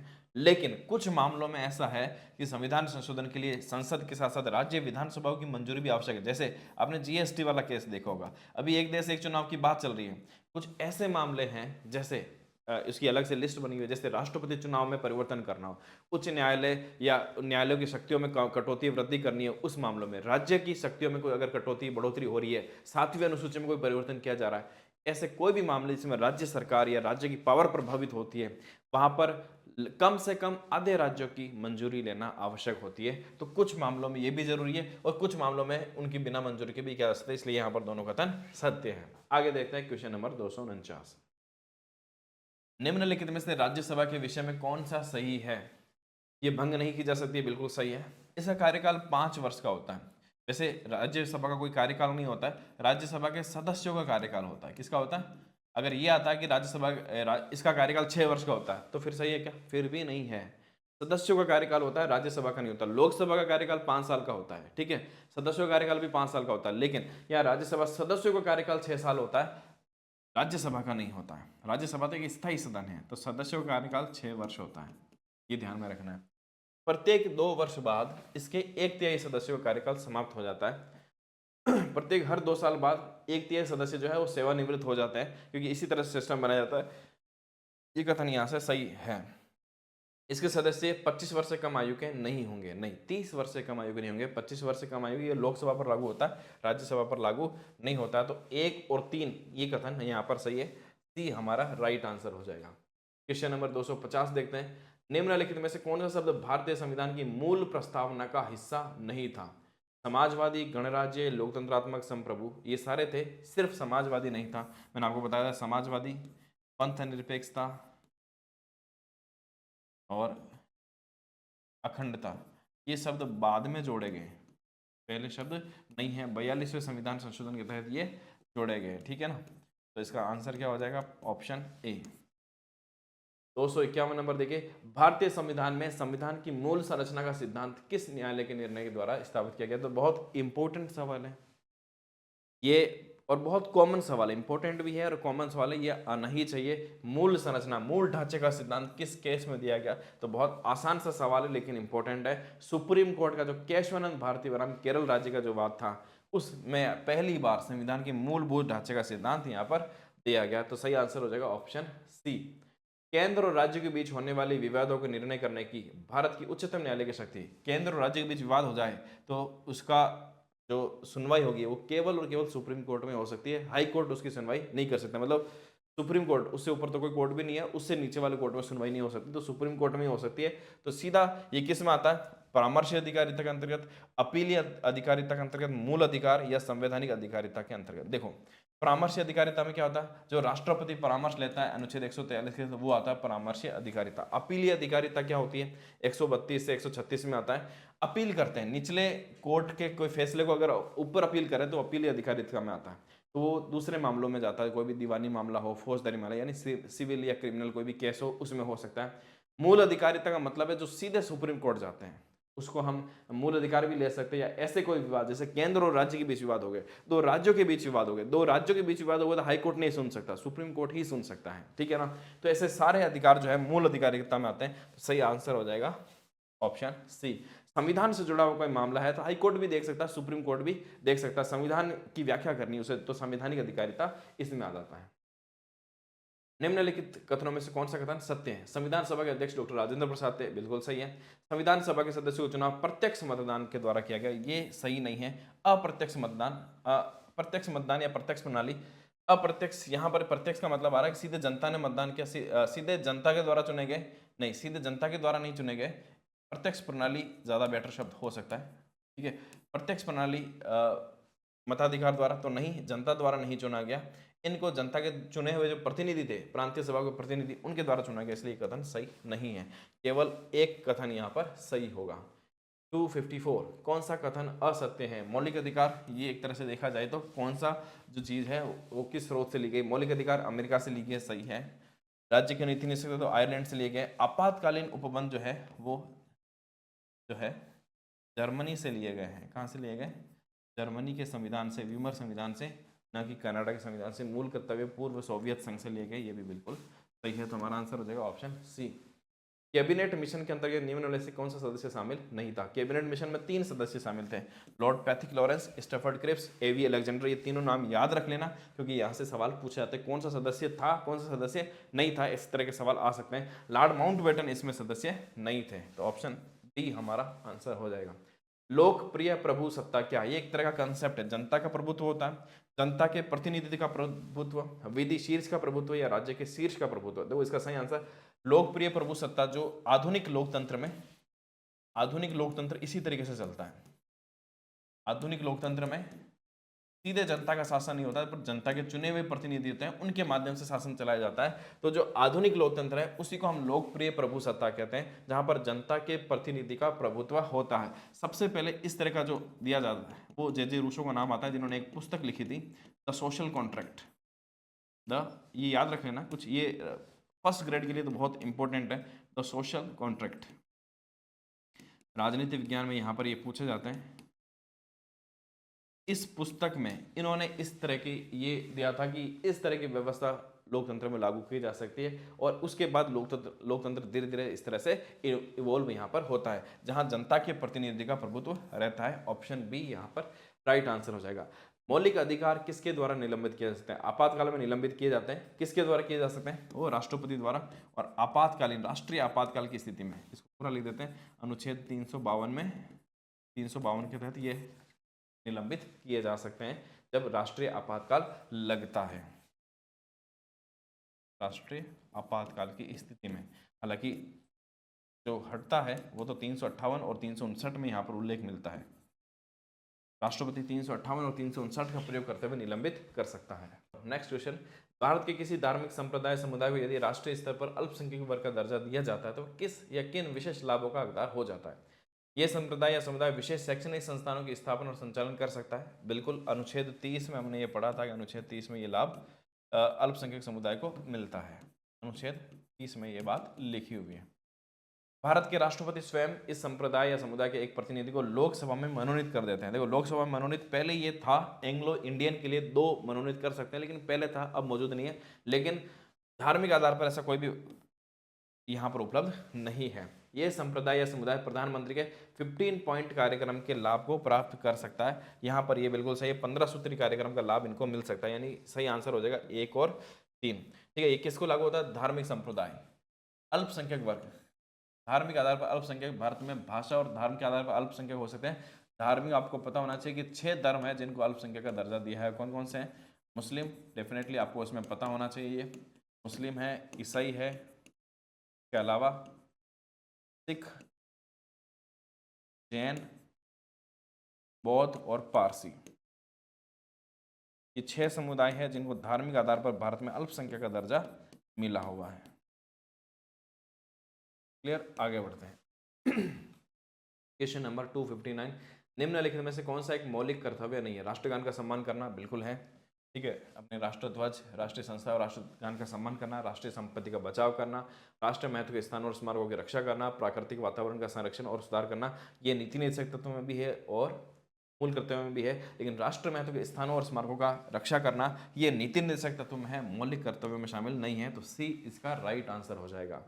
अगला सवाल देखो, निम्नलिखित कथनों पर विचार कीजिए। 44वें संविधान संशोधन 1978 द्वारा राज्य नीति के सभी निर्देशक तत्वों को, राज्य नीति निर्देशक के सभी तत्वों को अनुच्छेद 14 और 19 में उल्लिखित मूल अधिकारों पर प्राथमिकता प्रदान की गई है। मतलब डीपीएसपी को प्राथमिकता दी गई मूल अधिकारों पर, ऐसा है क्या? नहीं है। सुप्रीम कोर्ट ने सिर्फ ये बात की है मिनर्वा विमेंस वाद में कि उच्चतम न्यायालय ने यह व्यवस्था दी है कि केवल अनुच्छेद 39 ख और 39 ग जो कि नीति निर्देशक तत्व में है, केवल इन 2 को लागू करने के लिए यदि 14 और 19 का उल्लंघन भी होता है तो इसे उल्लंघन नहीं माना जाएगा। ध्यान देना, मौलिक अधिकारों को कभी भी उल्लंघन नहीं हो सकता, लेकिन इनको लागू करने के लिए यदि उल्लंघन हो रहा है, ये ऐसी बात है जो ज्यादातर सामूहिक, मतलब बड़े स्तर पर लोगों के भले के लिए अगर सरकार ऐसा कुछ कर रही है जिसमें किसी 1-2 व्यक्ति का अगर उल्लंघन भी हो रहा है तो इसे उल्लंघन नहीं माना जाएगा, इसे इस पर प्राथमिकता दी जा सकती है। ये कथन बिल्कुल सही है। तो केवल कथन 2 जो है वो यहाँ पर सही है, ऑप्शन सी। इसको याद रख लेना, ये इंपॉर्टेंट है। 39 बी और सी में ये बात पर इस पर लागू होती है। क्वेश्चन नंबर 261, कैबिनेट मिशन योजना ने, कौन सा कथन सही है? कथन 1 लिखा हुआ, कैबिनेट मिशन योजना ने भारत को एक संघीय संरचना के रूप में विभाजित करने का प्रस्ताव दिया था। बिल्कुल सही है, संघीय संरचना जिसमें संघ भी था, केंद्र भी था और राज्य भी थे। बिल्कुल सही है। इस योजना ने भारत के लिए एक स्थायी संविधान का सुझाव दिया था जिसमें केंद्र की शक्तियां थोड़ी सीमित थी। यह कथन भी बिल्कुल सही है। 1 और 2 दोनों सही हो जाएंगे। 262 देखिए, निम्नलिखित कथनों पर विचार कीजिए। संवैधानिक सरकार वह है जो राज्य की सत्ता के हित में व्यक्ति की स्वतंत्रता पर प्रभावकारी प्रतिबंध लगाती है। क्वेश्चन तो आरएस में आया हुआ भी है, ध्यान देना। इसी तरह का सवाल, जो राज्य की सत्ता के हित में व्यक्ति की स्वतंत्रता पर प्रतिबंध लगाती है, या जो व्यक्ति की स्वतंत्रता के हित में राज्य की सत्ता पर प्रतिबंध लगाती है। तो संवैधानिक सरकार वही है जो व्यक्ति की स्वतंत्रता के लिए राज्य की सत्ता पर प्रतिबंध लगाती है। तो केवल 2 यहाँ पर सही होगा, ऑप्शन बी यहाँ पर राइट आंसर। इस तरह के कंसेप्चुअल क्वेश्चन, कोई फैक्चुअल क्वेश्चन नहीं है, आपका कंसेप्ट क्लियर होगा तभी आप इस सवालों को कर सकते हैं। 263 में देखिए, मूल अधिकारों से संबंधित मामला निम्नलिखित में से कौन सा है? गोलकनाथ बनाम पंजाब राज्य, पश्चिमी बंगाल बनाम भारत संघ, शर्मा बनाम कृष्ण, बम्बई राज्य बनाम बलसारा। देखो यहाँ पर अगर आपने थोड़ा सा ये पढ़ रखा है तो आपको बिल्कुल याद आ जाएगा कि गोलकनाथ बनाम पंजाब स्टेट 1967 का केस था। उसके बाद जो फैसला आया था 1973 का, इसके फैसले को पलटते हुए केशवानंद भारती, वो ऐतिहासिक फैसला था। लेकिन गोलकनाथ बनाम पंजाब राज्य ये भी एक ऐसा केस था जो मूल अधिकार से जुड़ा हुआ। इस केस में क्या था? इस केस में सुप्रीम कोर्ट ने कहा था कि संसद जो है, सरकार जो है, संसद जो है, मूल अधिकारों में कोई भी परिवर्तन नहीं कर सकती है, क्योंकि संविधान संशोधन भी विधि की परिभाषा में आता है और इसमें मूल अधिकारों में संशोधन करने की कोई भी शक्ति नहीं है। बाद में इस फैसले को पलटा गया 1973 में, इसमें केशवानंद भारती केस में ये कहा गया कि संसद जो है मूल अधिकारों में भी संशोधन कर सकती है, लेकिन एक सिद्धांत दिया, मूलभूत ढांचे का सिद्धांत, कि मूलभूत ढांचे में आप चेंज नहीं करोगे, बाकी मौलिक अधिकारों में भी संशोधन करने की शक्ति है। लेकिन इस केस में तो बिल्कुल मना कर दिया था कि वो संशोधन नहीं। ये पहला ऐसा केस था। इसके पहले भी कोई केस आ रहे थे मूल अधिकार से जुड़े हुए, उसमें अब तक कोर्ट ने ये कहा कि मूल अधिकार में संशोधन करने की शक्ति संसद के पास है। ये पहला ऐसा केस था जिसमें कोर्ट ने ये कहा। इसलिए सारे फैसले पलट दिए और कहा संसद मौलिक अधिकारों में संशोधन नहीं कर सकती। उसके बाद संसद ने कुछ ऐसे संविधान संशोधन किए कि इस केस में मजबूर होकर कहना पड़ा सुप्रीम कोर्ट के कि आप कर सकते हो, लेकिन कुछ स्तर पर एक तरह से नागरिकों के अधिकार बताने के लिए एक सिद्धांत आया, वो था मूलभूत ढांचे का सिद्धांत। इसका आंसर होगा ऑप्शन ए। भारतीय संविधान में राष्ट्रपति को किस प्रकार की कार्यकारी शक्ति प्राप्त है? कार्यकारी शक्ति वास्तव में देखा जाए तो प्रधानमंत्री के पास है, लेकिन सारी शक्तियां किसके नाम से लिखी हुई है? वो नाम से लिखी हुई है राष्ट्रपति के। वो नाम मात्र की शक्तियां, एक्चुअल में वास्तविक अगर इसका प्रयोग करता है तो वो प्रधानमंत्री करता है, नाम मात्र की शक्तियां राष्ट्रपति के पास है। केवल नाम लिखा हुआ है कि राष्ट्रपति के नाम से ये होगा, एक्चुअल में काम करने वाला व्यक्ति कौन है? वो प्रधानमंत्री है। ठीक है। भारत में किस संशोधन द्वारा मतदाता की आयु 21 वर्ष से घटाकर 18 वर्ष? ये बहुत इंपॉर्टेंट क्वेश्चन, बहुत आसान क्वेश्चन है, क्योंकि इतना बार रिपीट हो चुका है परीक्षा में, इतनी बार आ चुका कि सबको इसका आंसर पता है। लेकिन इंपॉर्टेंट क्यों है? क्योंकि बार बार रिपीट होता है। 61वां संविधान संशोधन 1989 का ये था, जिसमें वोटर्स की जो आयु थी वो 21 वर्ष से घटाकर कितनी कर दी गई? यहाँ पर 61 कर दी गई। बाकी 42वां आपको पता ही है, बहुत बड़ा संविधान संशोधन हुआ था 42 में। 44वां आपको पता ही है, 52वां संविधान संशोधन 1986 में हुआ था, 1986, जो कि 10वीं अनुसूची से संबंधित था।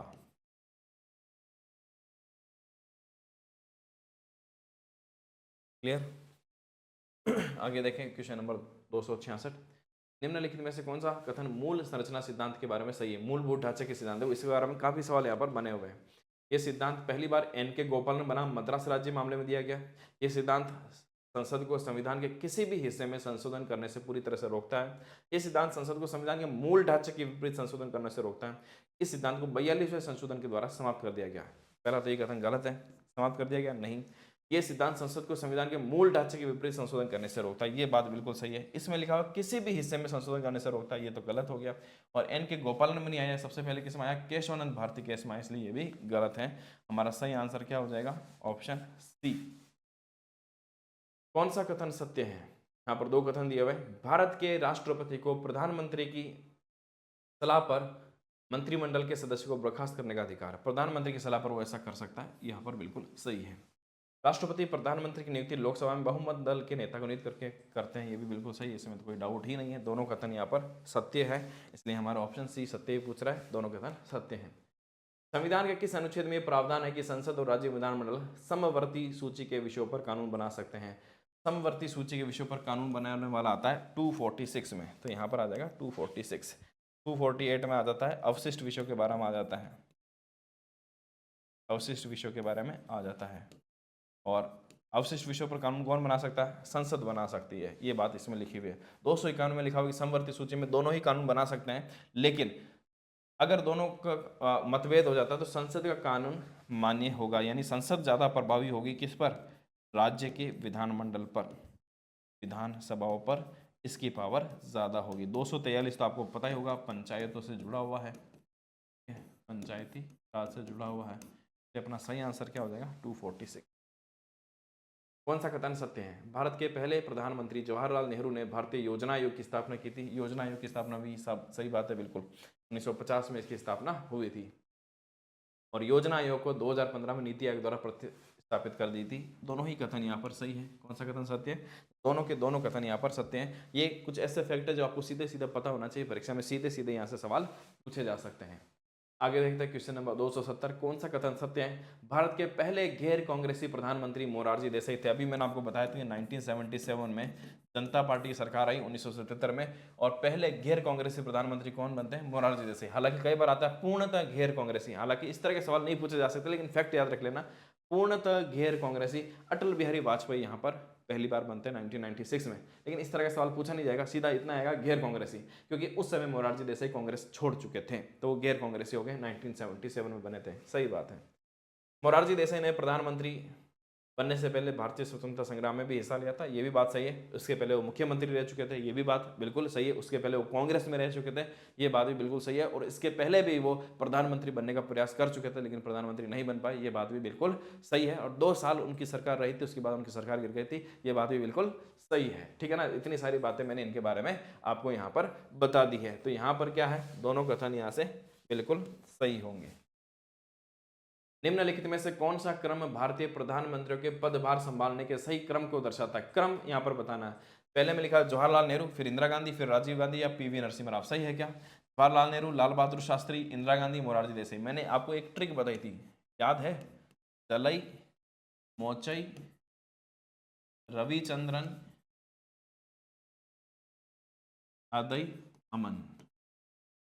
ज्यादातर जो मुश्किल आती है ना वो यहाँ पर आती है, यहाँ पर इस जगह पर हमें याद नहीं रहते। शुरू के तीन चार याद है, लास्ट के तीन चार याद है, पर बीच वाले हमें याद नहीं है।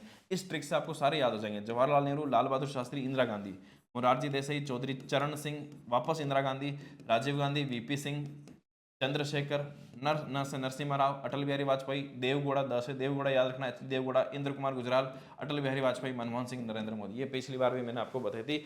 एक लाइन से सारे आपको प्रधानमंत्री याद हो जाएंगे। अब हम देखते हैं, जवाहरलाल नेहरू तो सबसे पहले थे, तो इनको तो आप चलो इसमें तो है नहीं, तो देखो ये भी हो सकता है। इंदिरा गांधी के बाद मोरारजी देसाई आए थे यहाँ पे, ठीक है, इंदिरा गांधी बाद मोरारजी देसाई, फिर चरण सिंह नहीं, वापस मोरारजी देसाई, और फिर सीधे अटल बिहारी वाजपेयी नहीं, ये गलत है। लाल बहादुर शास्त्री, इसके बाद इंदिरा गांधी, ठीक है, इंदिरा गांधी बाद राजीव गांधी, गलत हो गया। तो यहाँ पर सही आंसर आ रहा है जवाहरलाल नेहरू, लाल बहादुर शास्त्री, इंदिरा गांधी और मोरारजी देसाई। ऑप्शन बी यहाँ पर राइट हो जाएंगे। इस ट्रिक को याद रख लेना, बीच में कहीं से भी कोई राष्ट्र प्रधानमंत्री पूछे आपको याद हो जाना चाहिए। 272, निम्नलिखित कथनों पर विचार करते हैं। लोकसभा भारत की संसद का निचला सदन है। निम्न सदन लोकसभा को कहा जाता है, ऊपरी सदन राज्यसभा को कहा जाता है। कथन सही है। राष्ट्रपति के पास लोकसभा को भंग करने का अधिकार होता है। बिल्कुल, लोकसभा को भंग कर सकता है, लेकिन कुछ विशेष परिस्थितियों में, लेकिन होता है। आर्टिकल अनुच्छेद 85 के तहत यह अधिकार होता है। यह भी ध्यान रखना, अनुच्छेद 85 इंपॉर्टेंट है, याद रखना। लोकसभा का चुनाव अप्रत्यक्ष प्रणाली से होता है, नहीं। राज्यसभा का चुनाव अप्रत्यक्ष प्रणाली से होता है। लोकसभा चुनाव प्रत्यक्ष रूप से जनता के द्वारा वयस्क मताधिकार के आधार पर होता है। कथन 1 और कथन 2 बिल्कुल सही है। तीसरा कथन यहाँ पर गलत हो जाता है। अगला सवाल देखिए, निम्नलिखित कथनों पर विचार करते हैं। भारत में एक राष्ट्रीय दल के लिए पार्टी को लोकसभा चुनाव में कम से कम 4 राज्यों में 6% से अधिक वोट प्राप्त करने चाहिए। बिल्कुल सही बात है। राष्ट्रीय दल बनने के लिए, राष्ट्रीय दल होता है, राज्य स्तरीय दल होता है, पंजीकृत गैर मान्यता प्राप्त दल ये होते हैं, ठीक है ना। तो यहाँ पर राष्ट्रीय दल बनने के लिए कम से कम 4 राज्यों में 6% सीटें चाहिए। और भी शर्तें हैं, लेकिन एक शर्त ये भी है कि कम से कम 4 राज्यों में उसकी 6% से अधिक वोट होने चाहिए लोकसभा चुनाव में। ये यहाँ पर बिल्कुल सही है। राज्य स्तरीय दल को राज्य विधानसभा में कम से कम 8% वोट प्राप्त करने की आवश्यकता होती है। और तीसरा लिखा हुआ राष्ट्रीय और राज्य दलों को मान्यता चुनाव, ये तो इसमें तो कोई दिक्कत ही नहीं है, तो सही है।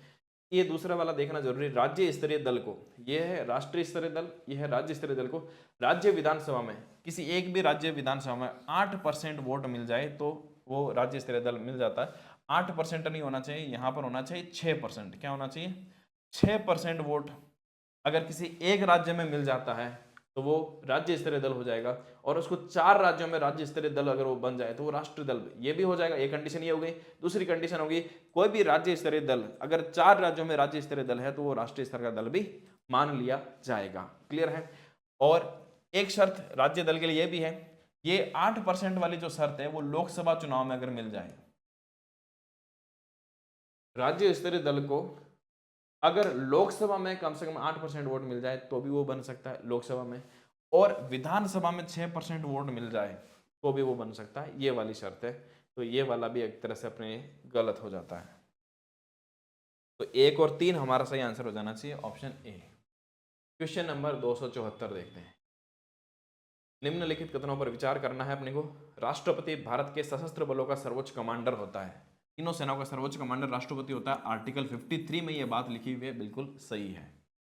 राष्ट्रपति को संसद के द्वारा प्रस्तुत किसी भी विधेयक पर हस्ताक्षर करने का अधिकार नहीं होता है। होता है भाई, उसको तो अधिकार होता है, वो करेगा तभी कानून बनेगा, है ना। अनुच्छेद 111 इससे रिलेटेड है। अनुच्छेद 11 में कंडीशन लिखी हुई 111 में कि किस किस कंडीशन पर वो साइन करता है, क्या क्या वो कर सकता है। तो ये तो बात ही गलत लिखी हुई है, कट कर देते हैं इसको।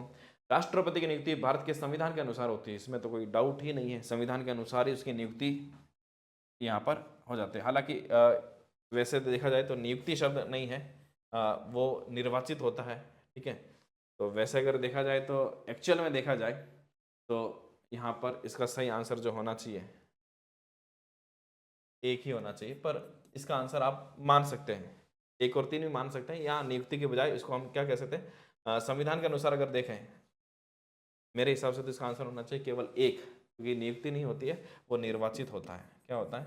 निर्वाचित, निर्वाचन होता है। ठीक है, तो इसका आंसर होना चाहिए वैसे एक। लेकिन अगर इसको माना जाए कि भारत की राष्ट्रपति की नियुक्ति संविधान, निर्वाचन जो है संविधान के अनुसार होता है, वो बात ठीक है, लेकिन इसका आंसर सही मानना क्या चाहिए, ऑप्शन ए मानना चाहिए। ये एक ही सही है, उसकी नियुक्ति नहीं होता, उसका निर्वाचन होता है। सही आंसर हो जाएगा ऑप्शन एक। आगे देखो, किसी भी व्यक्ति के दंड को माफ करने, दंड कम करने या दंड निलंबित करने का अधिकार है। अब यहाँ पर सवाल थोड़ा सा अधूरा लिखा हुआ है, ये राष्ट्रपति के बारे में ही पूछना चाह रहा है। किस अनुच्छेद के तहत राष्ट्रपति को, यहाँ किसकी बात हो रही है, राष्ट्रपति को किसमें अधिकार है।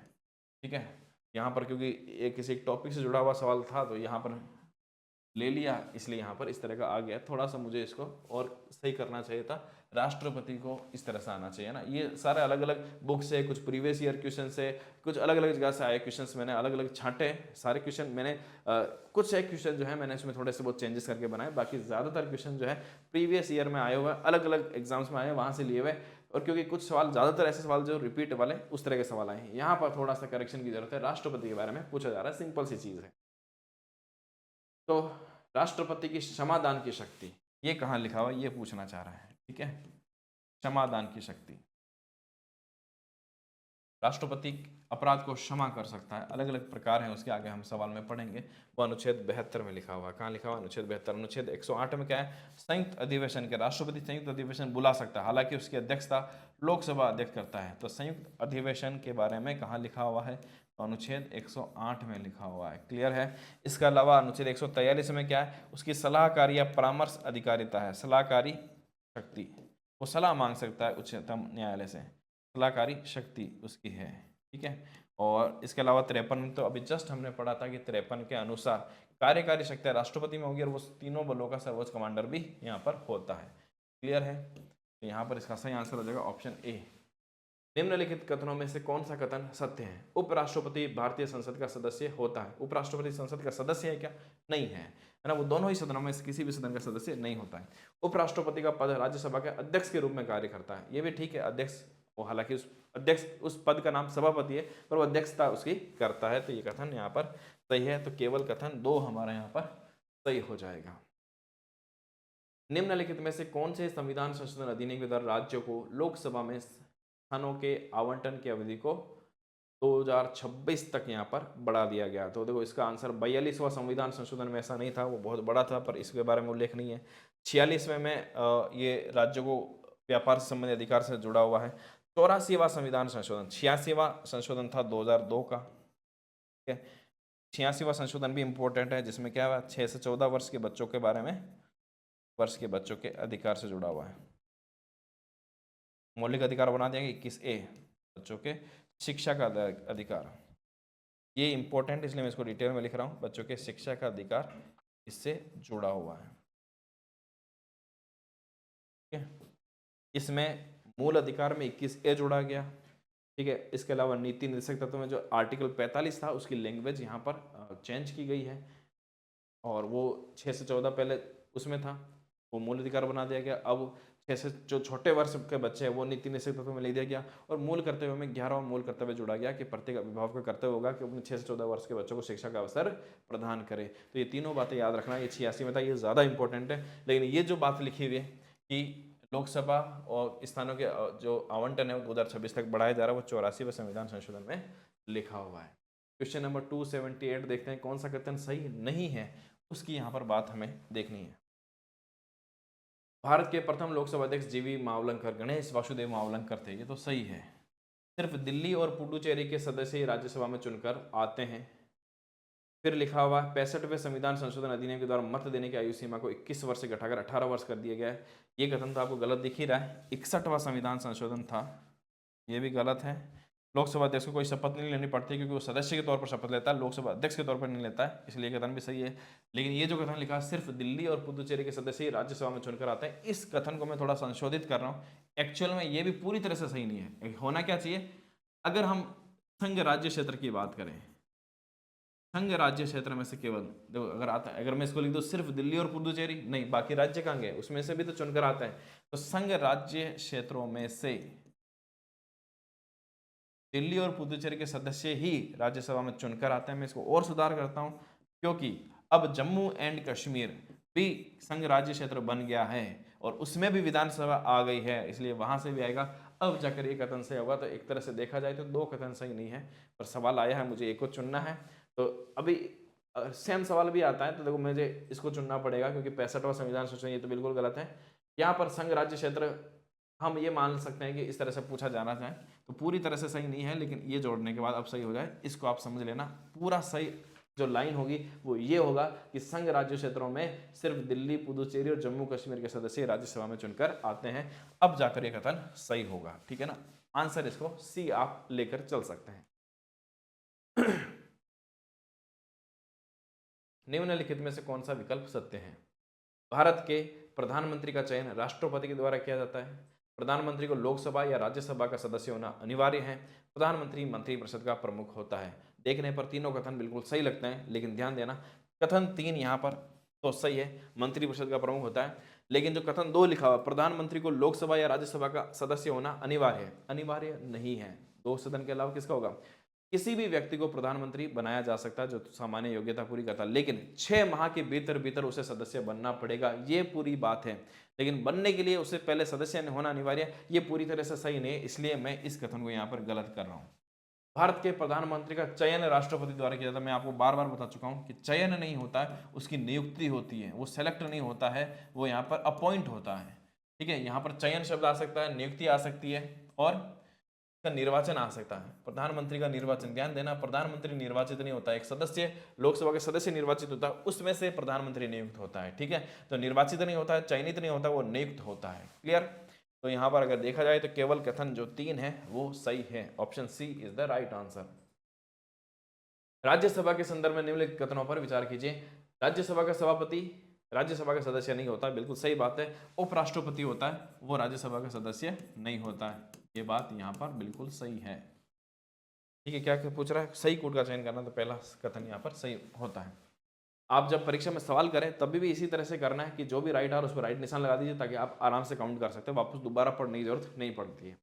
राज्यसभा के सभापति का चुनाव लोकसभा व राज्य के सभी सदस्य मिलकर करते हैं। लोकसभा और राज्यसभा के सभी सदस्य करते हैं, ये भी बिल्कुल सही है। अनुच्छेद 312 के अंतर्गत राज्यसभा को नई अखिल भारतीय सेवा के सृजन का अधिकार है। यहाँ पर यह बात भी बिल्कुल सही है। नई अखिल भारतीय सेवा, ऑल इंडिया सर्विसेज बनाने का अधिकार, विशिष्ट अधिकार राज्यसभा को दिया गया है, वो अनुच्छेद 312 में लिखा हुआ है। सही यहाँ पर बात है। तो 1, 2, 3 तीनों ही सही है। ऑप्शन बी यहाँ पर राइट हो जाएगा। 281 देखिए, मंत्रिपरिषद के बारे में निम्नलिखित में से कौन सा कथन सही है? मंत्रिपरिषद का नेतृत्व प्रधानमंत्री करते हैं, नेतृत्व वही करते हैं, सही बात है। मंत्रिपरिषद का मुखिया प्रधानमंत्री होता है। मंत्रिपरिषद में केवल कैबिनेट मंत्री शामिल होते हैं, नहीं, मंत्रिपरिषद में केवल कैबिनेट मंत्री नहीं होते हैं, ये गलत है। मंत्रिपरिषद का आप स्तर देखिए, जो मंत्रिपरिषद होती है उसमें वैसे 3 तरह के मंत्री होते हैं, 4 स्तर हम कह सकते हैं। एक कैबिनेट मंत्री होता है, कैबिनेट मंत्री होता है, एक राज्य मंत्री होता है, राज्य मंत्री, और एक राज्य मंत्री स्वतंत्र प्रभार वाला होता है, स्वतंत्र प्रभार होता है। एक जो होता है एक स्वतंत्र प्रभार वाला, और तीसरा होता है उप मंत्री। वर्तमान में कोई उप मंत्री नहीं है, लेकिन राज्य मंत्री और राज्य मंत्री स्वतंत्र प्रभार के जरूर होते हैं, ठीक है। कैबिनेट मंत्री केवल एक हिस्सा है जिसको हम मंत्रिमंडल कह सकते हैं। कैबिनेट को ही हम क्या कहते हैं? मंत्रिमंडल कहते हैं, ठीक है ना। तो मंत्रिमंडल एक छोटा हिस्सा है, मंत्रिपरिषद एक बड़ा हिस्सा है। मंत्रिपरिषद का उल्लेख संविधान में पहले से था, मंत्रिमंडल का उल्लेख मूल संविधान में नहीं था। बाद में इसमें 44वें संविधान संशोधन में मंत्रिमंडल शब्द पहली बार जोड़ा गया, अनुच्छेद 352 में, जहां पर लिखा हुआ कि मंत्रिमंडल की लिखित सिफारिश के बिना राष्ट्रपति आपातकाल की घोषणा नहीं कर सकता है। अब ये शब्द भी संविधान में है, ये शब्द भी संविधान में है। अगर हम बड़ा कौन सा है उसकी बात करें तो मंत्रिपरिषद बड़ा है, मंत्रिपरिषद का एक हिस्सा है मंत्रिमंडल। तो आपको मंत्रिपरिषद और मंत्रिमंडल में अंतर समझ में आ जाना चाहिए। मंत्रिमंडल किसको बोलते हैं? केवल कैबिनेट मिनिस्टर को। कैबिनेट मिनिस्टर कौन होते हैं? जो सबसे शक्तिशाली मिनिस्टर होते हैं, जो सबसे पावरफुल जो विभाग जिनको मिलता है वो कैबिनेट मंत्री होते हैं। कैबिनेट मंत्री कैबिनेट की बैठकों में आवश्यक रूप से भाग लेते हैं। राज्य मंत्री तभी भाग ले सकते हैं जब उनको इनवाइट करते हैं, बिना इनवाइट ये भाग नहीं लेते। स्वतंत्र प्रभार में जो महत्वपूर्ण विभाग नहीं होते वो स्वतंत्र प्रभार में दे सकते हैं, ये स्वतंत्र रूप से काम करते हैं इसलिए स्वतंत्र प्रभार इनको कहा जाता है। राज्य मंत्री जो होते हैं स्वतंत्र प्रभार के अलावा वो स्वतंत्र रूप से काम नहीं करते हैं, ये कैबिनेट मंत्री के सहायता के लिए बनाए जाते हैं। और ये वर्तमान में यहाँ पर उप मंत्री नॉर्मली नहीं बनाए जाते हैं, ये इन दोनों की सहायता के लिए बनाए जाते थे। अब इस तरह की व्यवस्था वर्तमान अब जो मंत्रिमंडल उसमें नहीं है, मंत्रिपरिषद में नहीं है। तीसरी बात लिखी हुई कि मंत्री परिषद राष्ट्रपति के प्रति उत्तरदायी होती है। ये बात सही है क्या? हमने कहा कि मंत्रिपरिषद सामूहिक रूप से जो होती है वो लोकसभा के प्रति उत्तरदायी होते हैं, और मंत्री परिषद नहीं। जो मंत्री व्यक्तिगत रूप से, जब व्यक्तिगत रूप करेंगे तो मंत्री परिषद नहीं आएगी। एक एक मंत्री जो होता है वो राष्ट्रपति के प्रति उत्तरदायी होता है, एक एक मंत्री होता है। मंत्री परिषद पूरी सामूहिक रूप से लोकसभा के प्रति उत्तरदायी होती है। ध्यान देना, यहाँ संसद नहीं आएगा, यहाँ पर क्या शब्द आएगा? लोकसभा, यानी निचले सदन जहां से सरकार बनती है, लोकसभा, उसके प्रति उत्तरदायी होती है। तो कथन 3 भी यहां से गलत हो जाएगा, केवल एक यहां पर सही होगा।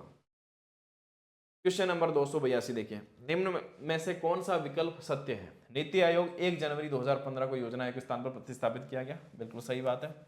नीति आयोग का मुख्य उद्देश्य केंद्र और राज्य सरकार के बीच सहयोगात्मक संवाद, फेडरल है ना, कोऑपरेटिव फेडरल कह सकते हैं इसको, सहयोगात्मक, वैसे तो कोऑपरेटिव फेडरलिज्म इसके लिए सही वर्ड है, सहयोगात्मक संवाद इसको हम कह सकते हैं।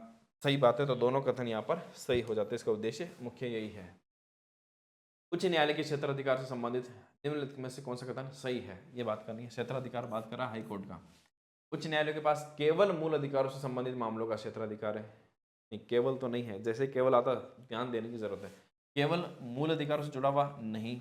उच्च न्यायालय के क्षेत्राधिकार का अनुच्छेद 226 के तहत परिभाषित किया गया, यहाँ तक बात सही है। उच्च न्यायालय को राज्य सरकार द्वारा वित्त पोषित किया जाता नहीं है, तो गलत है, ये गलत हो गया। राज्य सरकार वित्त पोषित नहीं करती है, यहाँ पर राज्य की संचित निधि और भारत की संचित निधि, राज्य सरकार की भी संचित निधि होती है, राज्य सरकार नहीं करती है, ये भी कथन गलत है।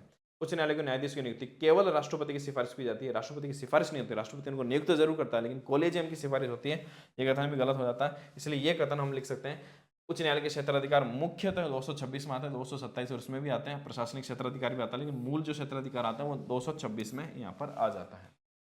284 सूची फर्स्ट को सूची सेकंड के साथ सुमेलित कीजिए। देखो यहाँ से आपको 4 तरह के सवाल यहाँ पर तैयार होने वाले, अच्छे से देखना।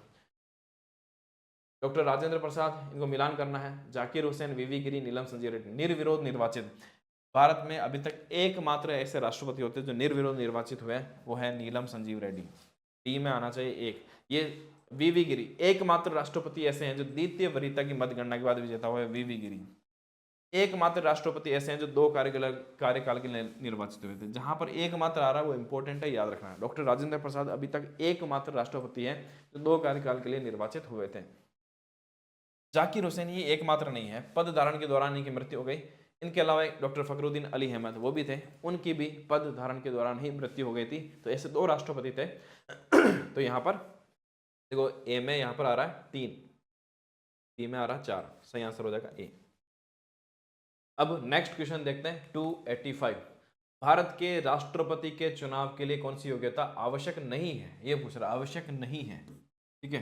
भारत का नागरिक होना आवश्यक है, 35 वर्ष से अधिक हो या आयु होना आवश्यक है, लोकसभा के सदस्य होना या कोई लाभकारी पद का अधिकारी नहीं होना, इन 2 में से। देखो ये तो फिक्स है, ये तो हमें पता है, लोकसभा के सदस्य हो या कोई भी लाभकारी पद का अधिकारी नहीं हो, ये भी हर जगह आता है, कोई भी लाभकारी पद का अधिकारी नहीं हो, ये भी होना चाहिए। लेकिन लोकसभा के सदस्य होने की योग्यता होनी चाहिए, लोकसभा के सदस्य होना जरूरी नहीं है, इसलिए ये जो है ये आवश्यक नहीं है। इसलिए हमारा आंसर भी क्या है? यही हो जाएगा, ऑप्शन सी हमारा आंसर है, ठीक है। क्वेश्चन नंबर 286, सूची फर्स्ट को सूची सेकंड से मिलान करना है। राष्ट्रपति की शक्ति, समाधान की शक्ति अलग अलग तरह की है, उनमें से मिलान करना है। क्षमा का मतलब क्या होता है? क्षमा का मतलब तो ये अनुच्छेद 72 में समाधान की शक्ति है, उसको थोड़ा और डिटेल में जाएंगे तो अलग अलग तरह के समाधान होते हैं, जिसको क्षमा, परिहार, प्रविलंबन, विराम और लघुकरण कहा जाता है। क्षमा का मतलब होता है दंड की पूरी तरह समाप्ति। पहले में आएगा ए, ये ऐसा सवाल पूछ जाता है, पहले में आएगा ए, एक ही ऑप्शन में, तो यहीं से राइट हो जाना चाहिए वैसे तो। पहले में, दूसरे में बी, परिहार, दंड की अवधि या स्वरूप में परिवर्तन करना। एक तो परिहार और एक लघुकरण, ये दोनों एक जैसे दिखते हैं, पर लघुकरण में क्या होता है? वहां पर दंड की अवधि को कम कर दिया जाता है, दंड की अवधि को कम कर दिया जाता है। 5वें में आना चाहिए सी, दंड की अवधि। और जबकि परिहार में क्या होता है? दंड की अवधि या स्वरूप में परिवर्तन हो जाता है। मैं थोड़ा सा समझाता हूँ। दंड की, जैसे मान लो कि किसी को कठोर कारावास दिया है उसको साधारण कारावास में बदल देना, जैसे 10 साल का कठोर कारावास उसको 10 साल का साधारण कारावास, तो स्वरूप में परिवर्तन हो गया। किसी को मृत्यु दंड की सजा दी है उसको उम्र कैद की सजा में बदल दिया, तो दंड के स्वरूप में परिवर्तन हुआ, मतलब वो परिहार है। दंड की अवधि को कम करना, 10 साल का कठोर कारावास था उसको 5 साल का कठोर कारावास में बदला, तो दंड की अवधि कम हुई लेकिन कठोर कारावास रहा। 10 साल का साधारण कारावास को 5 साल के साधारण कारावास में बदलना। मृत्युदंड में ये लागू होता ही नहीं। मृत्युदंड में क्या काम करेंगे, आधा मृत्युदंड कैसे देंगे, आधा थोड़ी लटकाएंगे, पूरा लटकाएंगे, ठीक है। तो यहाँ पर ये लघुकरण लागू नहीं होता है, वहां पर परिहार लागू हो सकता है कि मृत्युदंड को कठोर कारावास में बदल दिया, साधारण कारावास में बदल दिया, ठीक है ना। तो परिहार, इसके अलावा दो और होते हैं, प्रविलंबन और यहाँ पर विराम। अब देखो तीसरे में डी, यानी प्रविलंबन, थोड़ा विशेष परिस्थितियों में दंड की प्रकृति में थोड़ा सा रियायत देना, कुछ प्रकार का विलंब कर देते हैं। कोई ऐसा यहाँ पर ऐसा है कुछ मामलों, जैसे कोई बुजुर्ग व्यक्ति हो गए हैं या कोई ऐसा व्यक्ति, कोई जैसे मान लो कोई प्रेग्नेंट वीमेन है, ठीक है, ऐसे मामलों में उनको कुछ रियायत दे दी जाती है, उसको कहते हैं प्रविलंब। विराम, तो ये सजा को अस्थायी, विराम थोड़े टाइम के लिए या फिर उस पर कोई निर्णय नहीं लेना, वो हो जाता है विराम। सजा को अस्थायी रूप से इस तरह से अस्थगित कर दिया, यहाँ पर ये हो गया, ठीक है। तो हो गया चौथा नंबर में ई यहाँ पर हो जाएगा, तो आंसर हो जाएगा ऑप्शन ए। 287, भारतीय संविधान के निम्नलिखित में से किस भाग में सामाजिक और आर्थिक लोकतंत्र सुनिश्चित किया गया। तो सिंपल सा सवाल है, डीपीएसपी नीति निषेध तत्वों में किया गया, सी ऑप्शन हमारा यहाँ पर राइट हो जाएगा। सूची फर्स्ट को सूची सेकंड से मिलान करना, ये अच्छा सवाल है। पेप्सू विनय, किसने वीटो का यहाँ पर प्रयोग किया है, किस राष्ट्रपति ने किया है। देखो ये खूब पढ़ा होगा, भारतीय डाकघर संशोधन विधेयक, ज्ञानी जेल सिंह, जिन्होंने पॉकेट वीटो का यूज किया। ये बाकी पॉकेट वीटो का उदाहरण नहीं है, पॉकेट वीटो एकमात्र है जिन्होंने पॉकेट वीटो का यूज किया है, वो है पॉकेट वीटो। बाकी जो है वो सब एक बार पुनर्विचार के लिए लौटाया है, ये वाला वीटो का यूज किया है। यहाँ पर पॉकेट वीटो का एकमात्र यूज हुआ है, वो भारतीय डाकघर संशोधन विधेयक जो 1986 का ज्ञानी जेल सिंह ने प्रयोग किया। बाकी सब ने क्या किया, एक बार विधेयक को पुनर्विचार के लिए लौटाया। पुनर्विचार को लौटाना ये भी एक तरह का वीटो ही होता है, पर अगर वापस आता है तो उस पर साइन करना पड़ता है। तो बाकी दूसरे तरह के वीटो हैं। पेप्सू विनियोग विधेयक, पेप्सू पंजाब से जुड़ा हुआ विधेयक था, है ना। ये सबसे शुरू में लगभग 1954 के आसपास का विधेयक था। डॉक्टर राजेंद्र प्रसाद ने इस विधेयक को वापस लौटा दिया। हालांकि अगर संसद इसको वापस से पारित करके भेज दे तो राष्ट्रपति को साइन करना ही होता है, ऐसी व्यवस्था है। लेकिन राष्ट्रपति का एक बार भी पुनर्विचार के लिए वापस भेजना ये बहुत बड़ी बात होती है, ठीक है ना। ऐसा ही हुआ है संसद सदस्य वेतन और पेंशन विधेयक 1991 के आसपास, डॉक्टर आर वेंकटरमन इससे जुड़ा हुआ है। और ऑफिस ऑफ प्रॉफिट विधेयक था एक, लाभ के पद से संबंधित। ऑफिस ऑफ प्रॉफिट का मतलब होता है लाभ के पद। उस समय कांग्रेस सरकार के समय 2006 की ये बात है, 2006 के समय डॉक्टर एपीजे अब्दुल कलाम थे, उन्होंने ये बिल वापस लौटा दिया था। उसमें कुछ खास पदों को इससे बाहर करने का यहाँ पर था, है ना। 2006 का केस था जिसमें जया बच्चन का एक केस था, जिसमें वो लाभ के पद पर उनकी राज्यसभा की सदस्यता चली जाती है। फिर जैसे ही सदस्यता चली जाती है, इस तरह के बहुत सारे केस आते हैं, बहुत सारे नेताओं की सदस्यता जाने वाली थी, लेकिन उसके लिए सरकार एक बिल लाती है और कुछ लोगों को बाहर करने के लिए, इस लाभ के पद से बाहर करने के लिए, जिसमें सोनिया गांधी का भी एक तरह से नाम था। तो इस बिल को डॉक्टर एपीजे अब्दुल कलाम ने वापस भेज दिया कि इस पर आपको विचार करना चाहिए, ठीक है। तो इस तरह से ये था। तो इसमें अगर हम मिलान करें तो पहले में आना चाहिए डी, ठीक है, पहले में डी एक में आ रहा है, दूसरे में आना चाहिए ए, ठीक है, तीसरे में आना चाहिए सी, और चौथे में यहाँ पर आ रहा है बी, ठीक है। तो ऑप्शन ए हमारा यहाँ पर राइट आंसर हो जाएगा। इस तरह के सवालों को करते समय बहुत सावधानी से चारों को मिलान करके आपको करना है। एग्जाम में इस तरह से कंफ्यूजन हो सकता है और गलत हो सकता है, ठीक है। आगे देखो, सूची फर्स्ट को सूची सेकंड से मिलान करना, या अनुच्छेद से मिलान करना। 52 में क्या लिखा हुआ है, 52 में भारत में एक राष्ट्रपति होगा। तीसरा लिखा हुआ सारी जो कार्यपालिक शक्ति है वो राष्ट्रपति के नाम से होगी, और सर्वोच्च तीनों सेनाओं का सर्वोच्च कमांडर ये होगा। 53 में लिखा हुआ, 54 में लिखा हुआ कि राष्ट्रपति का एक निर्वाचक मंडल होगा जो उसको चयन करेगा। 74 में लिखा हुआ है कि मंत्रिपरिषद की सलाह पर राष्ट्रपति काम करेगा। तो पहले में होना चाहिए सी, पहले में सी, एक में ही है, दूसरे में बी। ये तो बहुत आसान से ऑप्शन सेट किया, एक भी आ रहा है तो आपके आंसर हो रहा है। तो ऑप्शन ए यहाँ पर, कई बार एग्जाम में इतना आसान नहीं होता, ऑप्शन सी सब में आ रहा है, फिर एक केवल एक पर बात अटक जाती है ना। तो आपको चारों आना चाहिए, लेकिन अगर यहाँ से तो ऐसा हो रहा है कि एक आ रहा तो भी हमारा आंसर मिल रहा है। भारतीय संविधान के अनुसार निम्नलिखित में से कौन सा मूल अधिकार नहीं है। शिक्षा का अधिकार 21A में एक मूल अधिकार है, ठीक है, सही है। भाषण का अधिकार 19(1)A में है, और ये 21 में है। लेकिन इस सूचना का अधिकार सीधे तौर पर मौलिक अधिकार में लिखा हुआ नहीं है। हालांकि सुप्रीम कोर्ट ने माना कि इसको एक जीवन के अधिकार के तहत या फिर इस अधिकार के तहत इसमें माना जाना चाहिए, पर सीधे तौर पर संविधान में लिखा हुआ नहीं है, इसलिए हम मानेंगे सूचना का अधिकार एक संसद में बनाया गया कानून है, उसके तहत ये अधिकार मिलता है आपको। 291 अनुच्छेद 131 के तहत उच्चतम न्यायालय को किस प्रकार का क्षेत्राधिकार प्राप्त है? अपीलीय, प्रारंभिक, परामर्श या सलाहकारी? तो अपीलीय क्षेत्राधिकार आता है 132 से 132 से लेकर 136 अपीलीय अधिकारी हैं, जिसमें सभी संवैधानिक अधिकार हो गया, दीवानी अधिकार, दीवानी क्षेत्राधिकार हो गया, फौजदारी, जिसमें फौजदारी केस, दीवानी केस, उसके खिलाफ अपील कर सकते हैं। हाई कोर्ट से अगर आपको रियायत नहीं मिलती तो आप अपील कर सकते हैं सुप्रीम कोर्ट, वो होता है अपील क्षेत्राधिकार। प्रारंभिक क्षेत्राधिकार जिसमें सीधे केस सुप्रीम कोर्ट में जा सकता है, जैसे हम बात करें मूल अधिकार भी जा सकता है। इसके अलावा केंद्र और राज्य के बीच विवाद हो जाए, दो राज्यों के बीच विवाद हो जाए तो सीधा सुप्रीम कोर्ट में जाएगा वो प्रारंभिक क्षेत्राधिकार। और परामर्श अधिकार और सलाहकारी तो एक ही बात हुई, कोई ज्यादा अलग, परामर्श और सलाहकारी एक ही बात है। ये आर्टिकल 143 में लिखा हुआ है, जिसमें राष्ट्रपति परामर्श मांग सकता है और सलाह मांग सकता है, और सलाह उच्चतम न्यायालय की एक बेंच, संवैधानिक पीठ, 5 जजों की बेंच वो सलाह दे सकती है, सलाह नहीं भी दे सकती, उनका ये बाध्य नहीं है कि वो सलाह दे, और सलाह देने के बाद राष्ट्रपति भी बाध्य नहीं कि उनकी सलाह माने। ठीक है, क्वेश्चन नंबर 292, निम्नलिखित कथनों में से सत्य कथन की पहचान कीजिए। पहला लिखा हुआ, दल बदल के आधार पर लोकसभा के किसी भी सदस्य की अयोग्यता से संबंधित किसी भी प्रश्न का निर्णय लोकसभा के अध्यक्ष द्वारा किया जाता है। यह बात बिल्कुल सही है, लोकसभा अध्यक्ष इसका निर्णय करता है। भारत के संविधान के अनुच्छेद 103, ध्यान रखना पिछली बार आरएस में भी अनुच्छेद 103 के बारे में प्री में भी और मेंस में भी पूछा गया था। संविधान के अनुच्छेद 103 के तहत राष्ट्रपति लोकसभा के सदस्य की अयोग्यता से संबंधित किसी भी प्रश्न पर कोई निर्णय देने से पूर्व लोकसभा अध्यक्ष की राय लेगा। वो अनुच्छेद 103 के तहत लोकसभा अध्यक्ष की राय नहीं लेता है, वो निर्वाचन आयोग की सलाह पर ऐसा करता है। यहाँ पर निर्वाचन आयोग के बारे में ऐसा है, न कि लोकसभा अध्यक्ष के बारे में। तो यहाँ पर ये कथन गलत हो जाता, केवल एक यहाँ पर सही है। क्वेश्चन नंबर 293, निर्वाचन आयोग के कौन कौन से कार्य हैं? लोकसभा और विधानसभा के लिए निर्वाचन करवाना, सही है।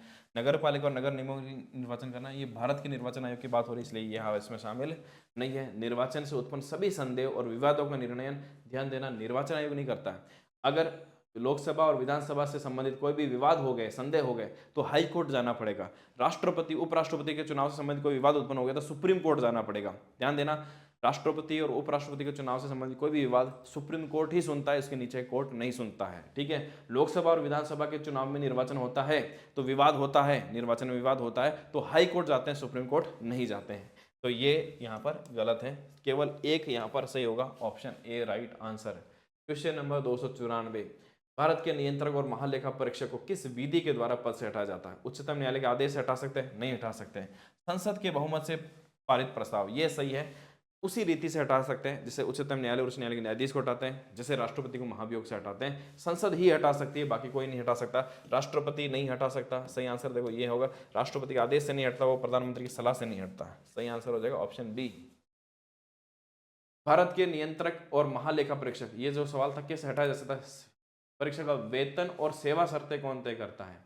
वेतन और सेवा शर्तें जो है वो भी संसद ही तय करती है, संवैधानिक पद है और संसद ही ये तय करती है। केंद्रीय सतर्कता आयोग की स्थापना किसकी अनुशंसा पर की गई? ये बहुत अच्छा सवाल है और कई बार रिपीट हुआ। सीवीसी, केंद्रीय सतर्कता आयोग, किसकी अनुशंसा है? संथानम कमेटी 1964, इस समिति की अनुशंसा पर यह किया गया। 2003 में इसको सांविधिक दर्जा दिया गया, 2003 में इसको सांविधिक दर्जा प्रदान किया गया, इसको आप ध्यान में रखना। ठीक है, नीति आयोग के उपाध्यक्ष और सीईओ की नियुक्ति कौन करता है? नीति आयोग, क्योंकि न तो संवैधानिक है न सांविधिक है, इसलिए राष्ट्रपति का इसमें रोल नहीं है, ये प्रधानमंत्री की कैबिनेट ने बनाया, इसलिए प्रधानमंत्री ही इसके उपाध्यक्ष और सीईओ की नियुक्ति करते हैं। लोकपाल और लोकायुक्त अधिनियम 2013 के तहत लोकपाल के सदस्यों में से कितने प्रतिशत को न्यायिक पृष्ठभूमि से होना चाहिए? ये तो हमने शुरुआत में एक सवाल में पढ़ा था कि 50% सदस्य जो है न्यायिक पृष्ठभूमि से होते हैं, तो इसका सही आंसर क्या हो जाएगा? 50%। अगला सवाल है, केंद्रीय सूचना आयोग की स्थापना कब हुई थी? केंद्रीय सूचना आयोग, इसकी डेट सहित आपको याद होना चाहिए, 12 अक्टूबर 2005 को, 12 अक्टूबर 2005 को केंद्रीय सूचना आयोग की स्थापना हुई। सीधे सीधे फैक्चुअल सवाल है, इसलिए ज़्यादा डिटेल में जाने की जरूरत नहीं है। इसका सही आंसर हो जाएगा 2005। और अब हम अंतिम सवाल, आखिरी सवाल पर आ गए हैं, फिर हमारी क्लास यहाँ पर खत्म होने वाली है।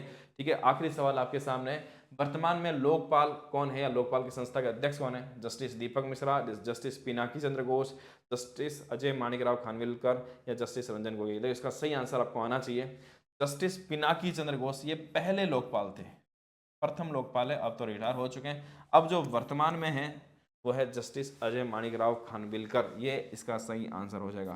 तो ये हमारे इंडियन पॉलिटी के 300 प्रश्न हो गए हैं। ये 300 प्रश्न आपको आरएस, पटवार, यूआरओ या जिस भी एग्जाम में पॉलिटी आते हैं बहुत काम के होने वाले हैं। इसकी पीडीएफ भी मैं टेलीग्राम चैनल, अपना जो टेलीग्राम चैनल है क्वालिटी एजुकेशन आरएस, इस पर आपको पहले वाले वीडियो के भी पीडीएफ डाल दी है, इस वीडियो के भी पीडीएफ आपको मिल जाएगी।